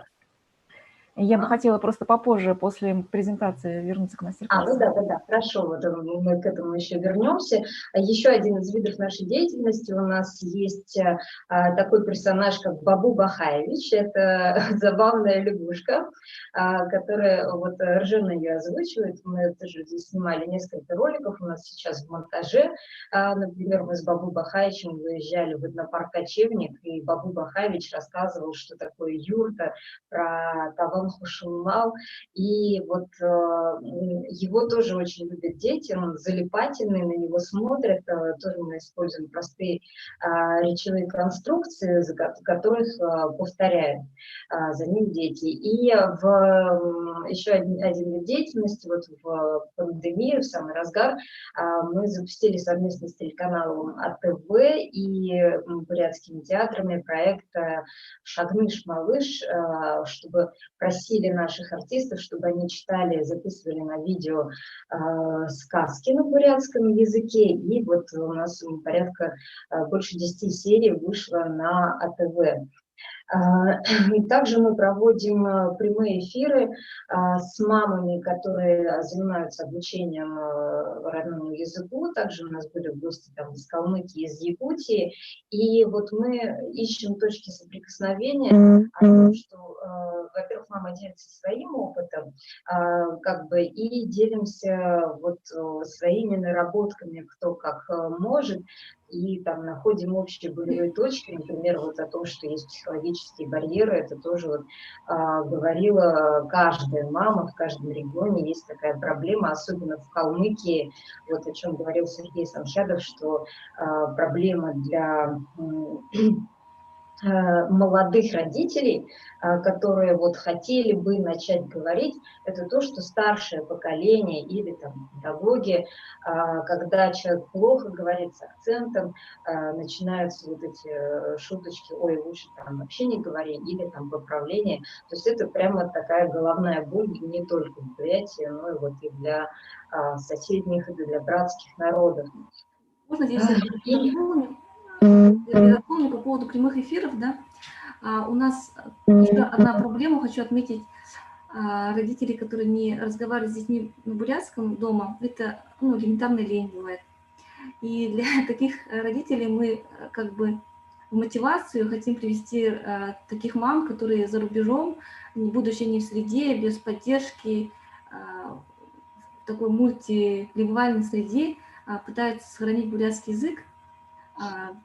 Поэтому это как бы тоже такая мотивационная работа нашего проекта, задачу, которую мы ставим перед собой. Собственно, сами, да, проживаем в Москве, но пытаемся воспитывать, там, давать детям бурятский, там, каждый в силу своих способностей. И одно из вот то, что, как бы, и тоже с чего начиналась моя задумка, с которой мы пришли в проект, это то, что вот для нас, живущих далеко от родины, когда у нас совсем нет языковой среды, нету материала, там, книг, мультиков, вот острая стоит проблема нехватки контента. И нам в этом году мы дали грант, мне как физическому лицу, и мы сделали сайт-медиатеку с детским контентом на бурятском языке. Вот тут я хочу обратиться ко всем присутствующим. Здесь на этом сайте мы собираем вот буквально все, что есть на бурятском языке для детей. Это тут и наши материалы, и то, что выпускают вот другие. Если у вас есть что предложить для сайта, потому что у нас мы предусмотрели раздел там методика, книги, и как бы мы ждем обратной связи, если вы хотите поучаствовать, чтобы ваши там материалы, например, методические, поделиться своими, если кто-то снимает видеоролики, мультфильмы, самостоятельно делает, это все можно размещать на сайт. То есть задумка сайта о том, чтобы вот родитель мог, и без того современному родителю очень тяжело вот в этом информационном потоке, чтобы он мог зайти на сайт и как бы в одном месте структурированно найти книги, музыку, видео, ну вот просто развлекательные мультики, обучающие мультики, ролики, которые мы делаем, и вот как бы все, что нужно для обучения ребенка языку. Поэтому будем рады, если вы откликнетесь. И сайт вот пока что еще в стадии, ну, он почти готов, но вот еще в процессе он всегда будет наполняться, поэтому приглашаем к сотрудничеству. Вот. И сейчас Юля, да, мы уже, я смотрю, перебираем с регламентом, если позволите. Юля покажет мастер-класс о том, как вот заниматься по календарю.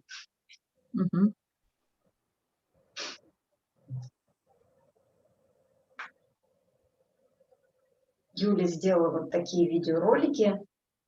Не перестает нас удивлять своей работоспособностью. Человек специально для проекта заканчивает курсы, обучается анимации, вот свои таланты развивает. Так, Юля, показываем. Добрый день, вы меня слышите? Сейчас я предлагаю посмотреть короткий ролик, который мы сделали специально для конференции по мотивам нашего мастер-класса, который мы выкладывали в Инстаграм. А после мы уже обсудим задачи и цели после просмотра.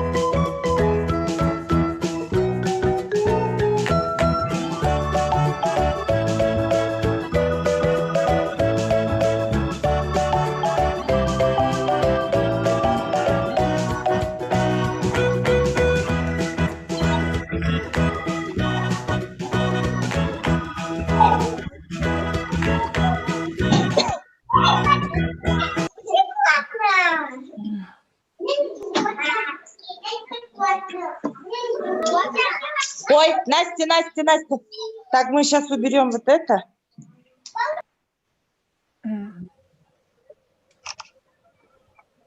Алло. Да, Юля, слышно тебя. Хорошо. Вот сейчас вы посмотрели ролик нашего мастер-класса и, может быть, уже интуитивно поняли задачи, которые мы поставили. Первое – это выучить слова на тему явления природы, времена года, потом научиться понимать и отвечать на простые вопросы, что это, какая сегодня погода, также освоить счет до 10 и финальная фраза – научиться говорить, какое сегодня число, месяц и год.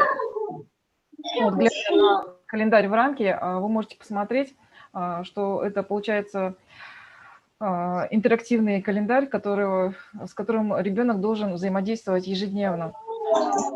Мастер-класс направлен на совместную творческую деятельность родителей и ребенка. То есть мама или папа и ребенок, они вместе рисуют, бумаги клеят, делают поделку и проговаривая в процессе творчества названия нарисованных картинок. И, как мы уже сказали, что этой идеей с нами поделились наши подписчицы, которые обучают детей бурятскому языку. То есть это такой эффективный интерактивный плакат, который ценен именно тем, что он был сделан совместно с родителем. И наши подписчицы, как раз-таки, почему они нам написали, потому что они убеждены, что именно совместная творческая деятельность, она может принести ребенку огромное удовольствие, во-первых, а во-вторых, желание изучать новые слова, так ненавязчиво, но на бурятском языке. Вот. И так что вы сейчас видите перед собой результат мастер-класса, то есть вот этот собственный интерактивный календарь, с которым ребенок должен ежедневно взаимодействовать, каждый день менять дату, картинки, ну, в зависимости от погоды на улице. И самое важное – проговаривать на бурятском языке следующие фразы. Какая сегодня погода, указав несколько признаков природных явлений, какой сезон и какая дата. И таким образом мы поставили цель, что должна быть сформирована привычка каждый день говорить на бурятском языке с помощью такого календаря. Спасибо за У меня внимание. будет маленькая ремарочка. Я, например, вот Юля у нас умеет рисовать, я не умею рисовать от слова совсем. Я купила вот такой вот календарик за 110 рублей, здесь есть все то же самое. И, например, вот я одно число вот такое не изобрету, оно вот использует всю лексику, все фразы. Я себе вот буквально вчера купила, я на себе напишу шпаргалочку, переведу все это на бурятский язык, либо у меня будет там рядом листочек, и я точно так же смогу с Сашей заниматься. То есть вот такие лайфхаки я использую регулярно. То есть когда я беру, допустим, обычные там русские книги, игры, и вот просто там ночами подписываешь со словарем слова для того, чтобы заниматься с ребенком. То есть если как бы там есть нехватка вот именно игрушек, да, хоть Ирина Александровна старается, выпускает, да, на каждый случай не придумаешь игрушку, вот можно таким образом заменять и как бы мамам не применять. Ну и я бы хотела сейчас еще показать один ролик, одно из наших будущих направлений, над которым мы сейчас работаем. Это как раз-таки логарифмические песенки для детей. Вот. Давайте сначала посмотрим и послушаем, а потом уже расскажем. Бишубун шенги, нидеже шаданап, бишубун шенги, нидеже шаданап, бинохе шенги, худылжы шаданап, бинохе шенги, худылжы шаданап. Бимисхе шенги, хонажа шаданап, бимисхе шенги, хонажа шаданап. Бибаха шенги, сапхаржа шаданап, бибаха шенги, сапхаржа шаданап. Извините, звук был слышен или нет? Да. Все отлично. Это как раз-таки направление, которое мы считаем очень перспективным и хотели бы им сейчас заниматься. Это логарифмические песенки для детей дошкольного возраста. Если кто не знает, то логарифмика – это когда такая подвижная музыкальная игра под песню, когда ребенок делает какое-то действие и под музыку при этом еще озвучивает, и оно озвученное быстрее запоминается даже на другом языке. Английский, бурятский, там, ну, вообще любой. И как раз-таки эти музыкальные игры вызывают у детей много положительных эмоций и не вызывают утомления. Но из плюсов еще можно перечислить, что это развитие музыкальных способностей и чувство ритма, там, крупной мелкой моторики, улучшение внимания и памяти. И самое главное – это формирование навыков правильной и активной речи, потому что в таких вот логарифмических песнях как раз-таки с помощью многократного повторения слов и подражания движений дети могут пополнить свой словарный запас, потому что в песнях будет петься, там, может петься там, о животных, там, о предметах там, домашних, о частях тела, ну и так далее. И как бы могут самое интересное понять интуитивно, что значит фраза на другом языке, так как нужно будет выполнить какую-то команду, например, там, подпрыгнуть или там, повернуться. Взрослый как раз должен демонстрировать, а дети подражают. И, ну, и самое ценное, конечно, то, что дети смогут с помощью таких песен достичь правильного произношения через пропевание, ну, вокализации песен. И чем нам привлекательно это направление, это тем, что родители, не владеющие или плохо владеющие бурятским языком, с помощью этой методики логарифмических песен, они могли бы обучать детей в домашней обстановке довольно-таки, и сами довольно-таки легко выучить какие-то фразы на бурятском языке и тоже самое увеличить свой словарный запас и улучшить произношение. Но единственное, с чем мы столкнулись, с какой проблемой с этим направлением, почему оно у нас еще до сих пор не запущено, хотя там работа уже кое-какая переведена, там, проведена, то есть переведены песни, там даже снято там несколько видеороликов, даже спеты некоторые песни. У нас нет, мы не музыканты, и у нас пока что нет так скажем, такой связки с композиторами и музыкантами, которые могли бы писать музыку, потому что нужна как бы аранжировка к песням под бурятские вот эти вот мотивы. И пока мы над этим работаем и надеемся, что мы сможем порадовать в будущем. С авторским правом. Да. То есть вот эти мелодии сами английские, они народные, да, они не имеют авторского права, но чужие аранжировки мы не можем использовать по закону, поэтому аранжировка должна быть написана своя, и она стоит денег. Мы узнавали, что в Бурятии это стоит 10 тысяч на одну песню аранжировку создать. Пока наш проект как бы не владеет такими финансами, поэтому эти песни просто спеты под, акапельно как бы. Мелодия использована, потому что она бесплатная. Так что надеемся на то, что вы будете заходить к нам в Инстаграм и поддерживать наш проект. А вот эта книжка, которую мы сейчас упоминали, ее не видно.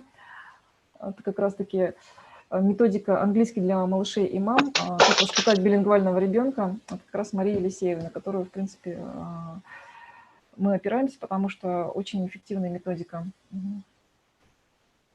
На этом все. Понятно. Да. Спасибо большое за внимание. В общем, да, сейчас идей, задумок много, но как бы все упирается в финансы, к сожалению. И, конечно, нам нужна методическая помощь. Вот, если нам помогут, будем очень рады. Большое спасибо, Жена Ачировна, Юлия Борисовна и Маргарита Александровна. Нам очень было интересно послушать ваше выступление. И сижу и радуюсь, думаю, не зря мы вас оставили напоследок. Вы такую большую жирную точку сделали нашей сегодняшней работе, акцентировав внимание на том, что вот мы дошли как раз до дошколят и детей дошкольного возраста. Вы рассказали, как можно обучать детей в семье до посещения дошкольного образовательного учреждения или же подкреплять обучение детей в дошкольном образовательном учреждении. И вы, пожалуй, затронули очень много проблем преподавания вообще языков, начиная от взаимосвязанного обучения языкам до аудирования, слушания, деятельный подход, вот как раз последние ролики, предыдущие ваши примеры показали, как вот в деятельности наши коллеги, учителя дошкольных образовательных организаций наверняка очень много интересного почерпнули, освежили свои знания. Конечно, это все они сами практикуют, но этот опыт ваш очень будет полезен как для учителей, так и для родителей. Безусловно, я думаю, что и среди наших сегодняшних слушателей и участников конференции найдутся те, которые захотят с вами, мы захотели с вами сотрудничать. Ваш опыт очень полезен, интересен. Вот даже с позиции преодоления психологического барьера, да, если ребенок начинает, чем раньше, мы все позиционируем такую мысль, что чем раньше ребенок начинает изучать язык, родной язык, языки, тем успешнее будет не только овладение им языками, в том числе родным, но и вообще обучение в общем, да, получается. И вы затронули проблемы цифровизации, обучения, сотрудничества с родителями, с детскими садами, разными организациями, разными деятелями, да. Приятно было увидеть ваши стремления к совершенствованию вашего проекта и к самосовершенствованию. Нам очень было приятно познакомиться с вами, уважаемые наши коллеги. Мы, не побоюсь вас назвать, хотя этим словом, хотя вы говорите, что вы не преподаватели, вы очень много узнали, вы очень много использовали в своей деятельности из теории и методики обучения, раннего обучения языкам. Даже обобщили опыт зарубежных методистов. И вот такие вот участие таких людей, как вы, общественных деятелей, молодых мам, опыт изучения бурятского языка мы послушали вот маленькой девочкой Дашей вместе со своим папой, опыт изучения родного языка взрослым человеком на примере Сергея Александровича Санхьядова, позволяет разнообразить и расширить круг вопросов и проблем по обучению родным языкам вообще, и наряду с теоретическими вопросами, которые рассматривали многие наши докладчики, поскольку научно-практическая конференция, мы пришли к выводу о том, что выступления, заслушивание докладов и мастер-классов со стороны общественных деятелей, людей, не представляющих профессию педагога, да, представителей других профессий, очень нам полезно, интересно и способствует взаимообогащению. Мы надеемся на наше дальнейшее сотрудничество, уважаемые соавторы проекта «Хылыш-малыш». Нам было очень интересно и рады, что через нас ваш опыт будет транслироваться по всей России, поскольку вот любой желающий может зайти и посмотреть на YouTube работу нашей конференции, нашей секции в том числе. Спасибо вам большое. На этом работа нашей секции, на этой красивой оптимистичной ноте о том, что акцентирую внимание на то, что родной язык будет жить и процветать, если дети будут изучать его, если дети будут говорить, и если будут молодые мамы и учителя эффективно обучать детей бурятскому языку, нашему родному языку, он будет дальше развиваться, процветать, и все у нас будет хорошо. И вот на этой ноте, уважаемые коллеги, я предлагаю рассмотреть проект резолюции, который был разработан организаторами и заслушан на пленарном заседании вчера, 17 декабря. Сейчас Аюна Александровна открывает проект резолюции. Мы посмотрим и пообсуждаем, что мы можем добавить от лица нашей секции, что можем откорректировать. Первый пункт предложений в проекте резолюции – это создать координационный научно-методический центр по решению вопросов учебно-методического обеспечения преподавания родных языков народов Российской Федерации в системе общего образования, организационное и научно-методическое сопровождение разработки примерных программ и учебно-методических комплексов по родным языкам. Второй пункт предложений – разработать примерные программы обучения и концепции УМК по родным языкам с учетом уровня владения языком обучающимися. Далее. Третье предложение – организовать сообщество авторов УМК по родным языкам. Можно даже по уровням, да, дошкольный уровень, начальный уровень среднего общего образования, средний уровень, среднеспециальные учебные заведения, вуз и даже учебно-методические комплекты для обучения детей в семье. Следующее предложение – организовать курсы, методические семинары для авторов УМК по родным языкам народов Российской Федерации с приглашением в качестве спикеров ведущих специалистов, авторов УМК, современных методик обучения языкам. Это предложение прозвучало как раз на пленарном заседании из уст одного из наших опытных коллег. Следующее – выработать единую концепцию УМК по родному языку, литературе, культуре на основе коммуникативного, культурологического подходов, этим самым отказаться от чрезмерной грамматикализации. Об этом тоже наши коллеги сейчас говорили, да, последние докладчики. Дальше, следующий слайд. Следующее предложение – обратиться в Министерство просвещения Российской Федерации с предложением о необходимости регулирования на федеральном уровне вопроса по учебно-методическому обеспечению реализации права на получение дошкольного, начального общего и основного общего образования на родном языке, организации процесса перевода имеющихся или разработки новых учебников по всем предметам на родные языки народов Российской Федерации с учетом потребностей регионов. Следующее предложение – усовершенствовать процедуру экспертизы, утверждение и включение в федеральный перечень примерных программ и УМК по родным языкам. Так, следующее. Предложение обратиться в Государственную Думу Российской Федерации с предложением о необходимости внесения изменений в Федеральный закон об образовании в части, касающейся права выбора языка образования и родного языка как предмета изучения с уточнением времени реализации этого права начала обучения. Обратиться о необходимости внесения изменений, касающихся права на обучение на родном языке, в части, касающейся зон ответственности, а именно создание условий обеспечения учебниками, кадрами для получения образования на родном языке, должно обеспечиваться совместно с федеральными и региональными органами власти. Сейчас этим только занимаются только региональные органы. Следующее предложение, их достаточно много.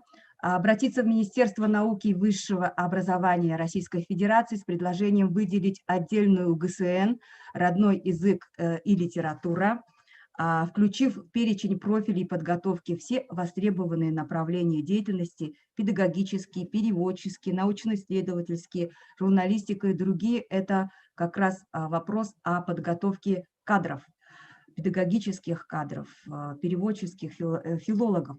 Создание на базе одного из региональных вузов Федерального учебно-методического объединения по родным языкам с включением в него всех вузов, осуществляющих подготовку кадров по родным языкам. Разработать в ГосВО Федеральный государственный образовательный стандарт высшего образования по комплексному направлению «Родной язык и литература». Так, и, по-моему, на этом все, да, Юна Александровна? Вот такие предложения были включены в проект резолюции. Какие будут ваши замечания, может быть, предложения по коррекции резолюции? Юна Александровна, еще оставьте на экране, да? Еще какие-то дополнительные предложения у нас Сергей Александрович обещал сформулировать. Да. Я на связи. Да. Может быть, давайте сделаем так, чтобы мы не сидели, записывали. По электронной почте мы с вами свяжемся, да? Так сделаем лучше? Ну, я готов озвучить и выслать в дальнейшем по электронной почте. Да, давайте вы озвучите, мы сейчас обсудим, да, примем. Я запишу, а потом мы как спишемся для уточнения правильности оформления. Да, найдем способ, как это переслать и обсудить.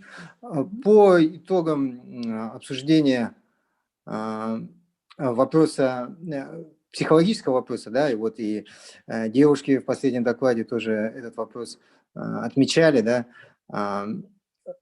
примерно такое предложение в резолюции: в целях повышения эффективности обучения учеников и студентов, не владеющих родным языком, предусмотреть в методике преподавания начальный этап психологической адаптации и развития внутренней мотивации учеников и студентов к изучению бурятского языка.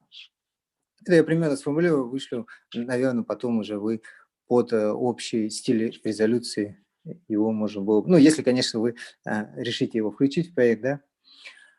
Далее, разработать план мероприятий по подготовке преподавателя бурятского языка из числа студентов, не владевших ранее родным языком. Мысль просто свою повторю о том, что для реализации, скажем так, вводного этапа в язык, то есть для сокращения психологической дистанции между преподавателями и студентами на основе того опыта, который будет у таких преподавателей, которые знают по себе, что такое невладение родным языком, что это болезненный вопрос, и в нем надо быть очень деликатным. И вопрос, который обсуждали по итогам выступления Василия Сергеевича Харитонова, разработать план мероприятий, организация обучения учащихся младших классов родному языку прямым методом, то есть путем преподавания на бурятском языке. Насколько я знаю, существующая нормативно-правовая база вполне предполагает такую возможность. То есть, на мой взгляд, это чисто организационный вопрос. Вот такие предложения. Да, спасибо за внимание. Спасибо большое, Сергей Александрович. У нас получается в итоге 3 предложения от вас, да?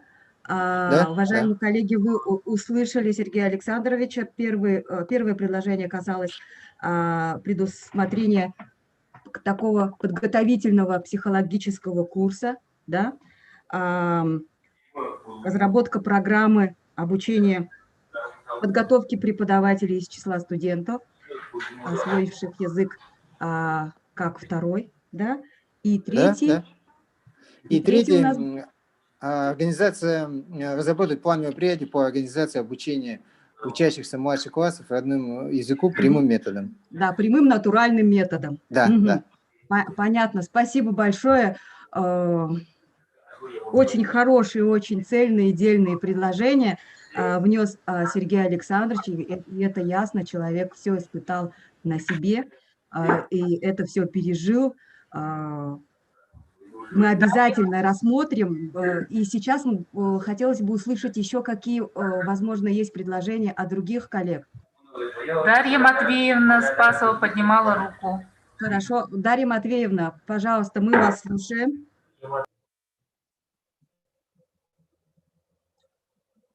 Дарья Матвеевна, пожалуйста, мы вас слушаем.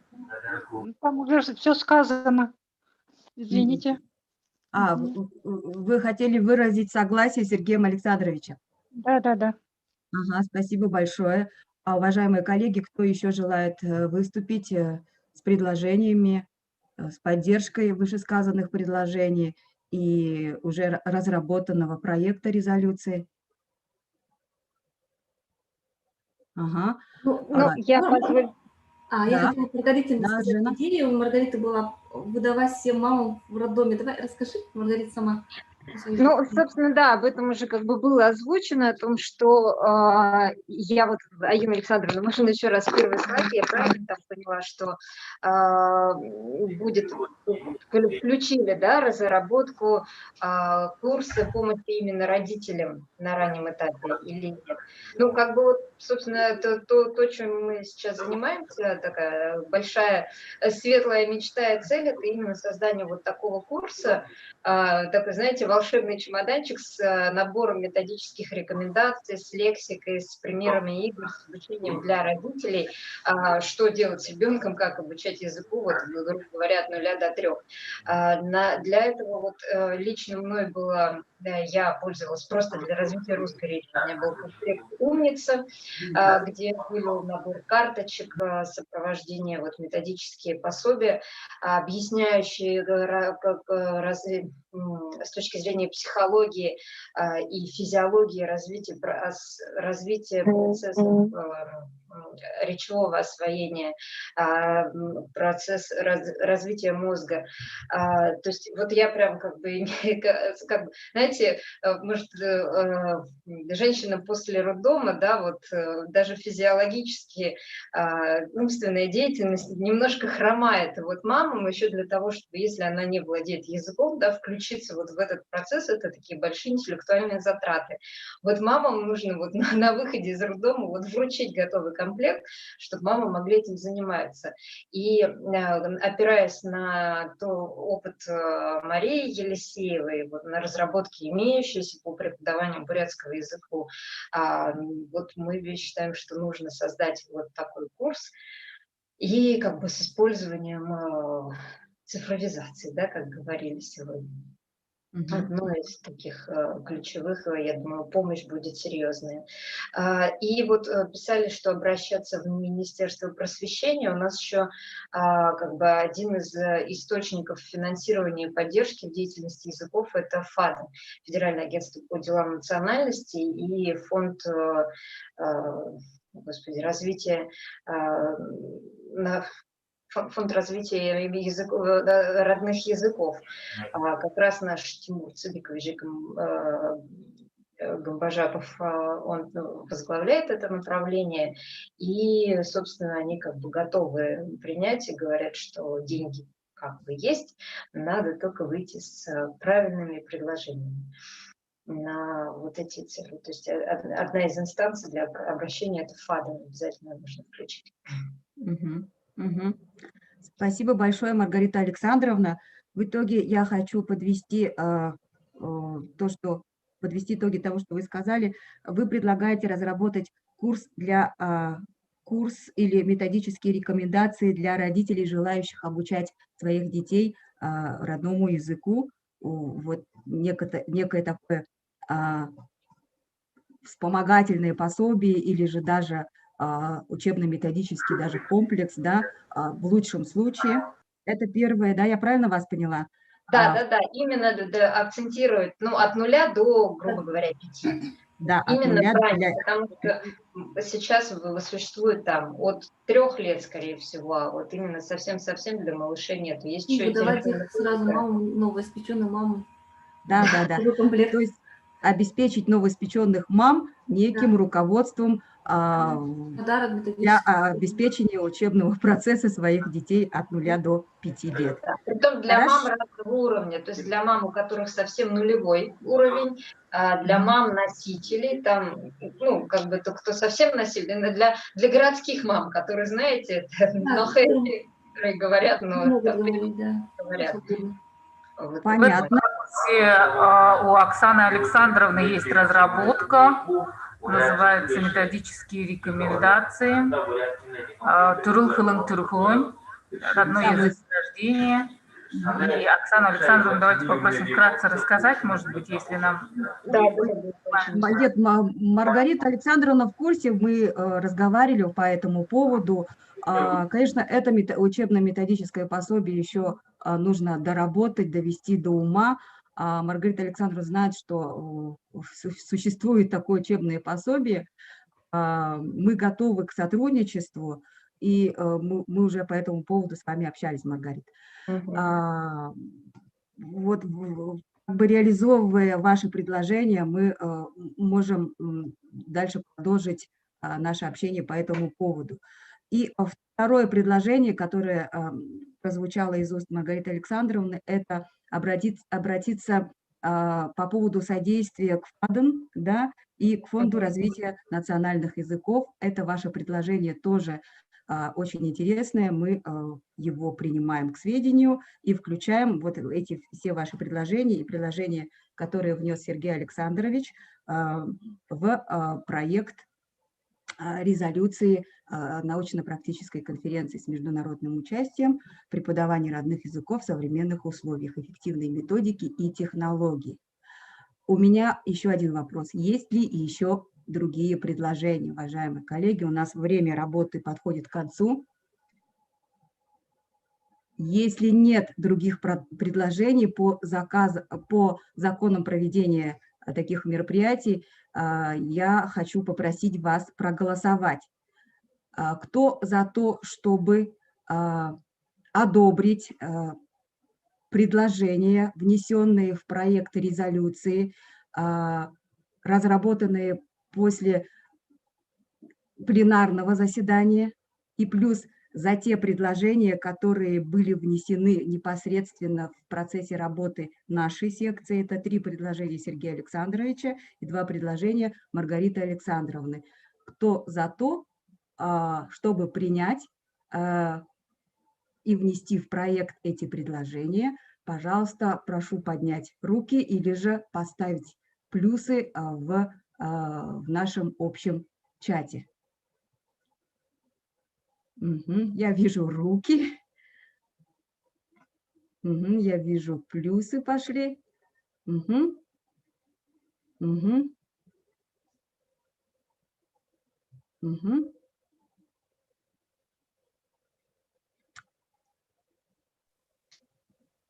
Предполагаю, что противников нет, что все за принятие предложений в проект резолюции конференции.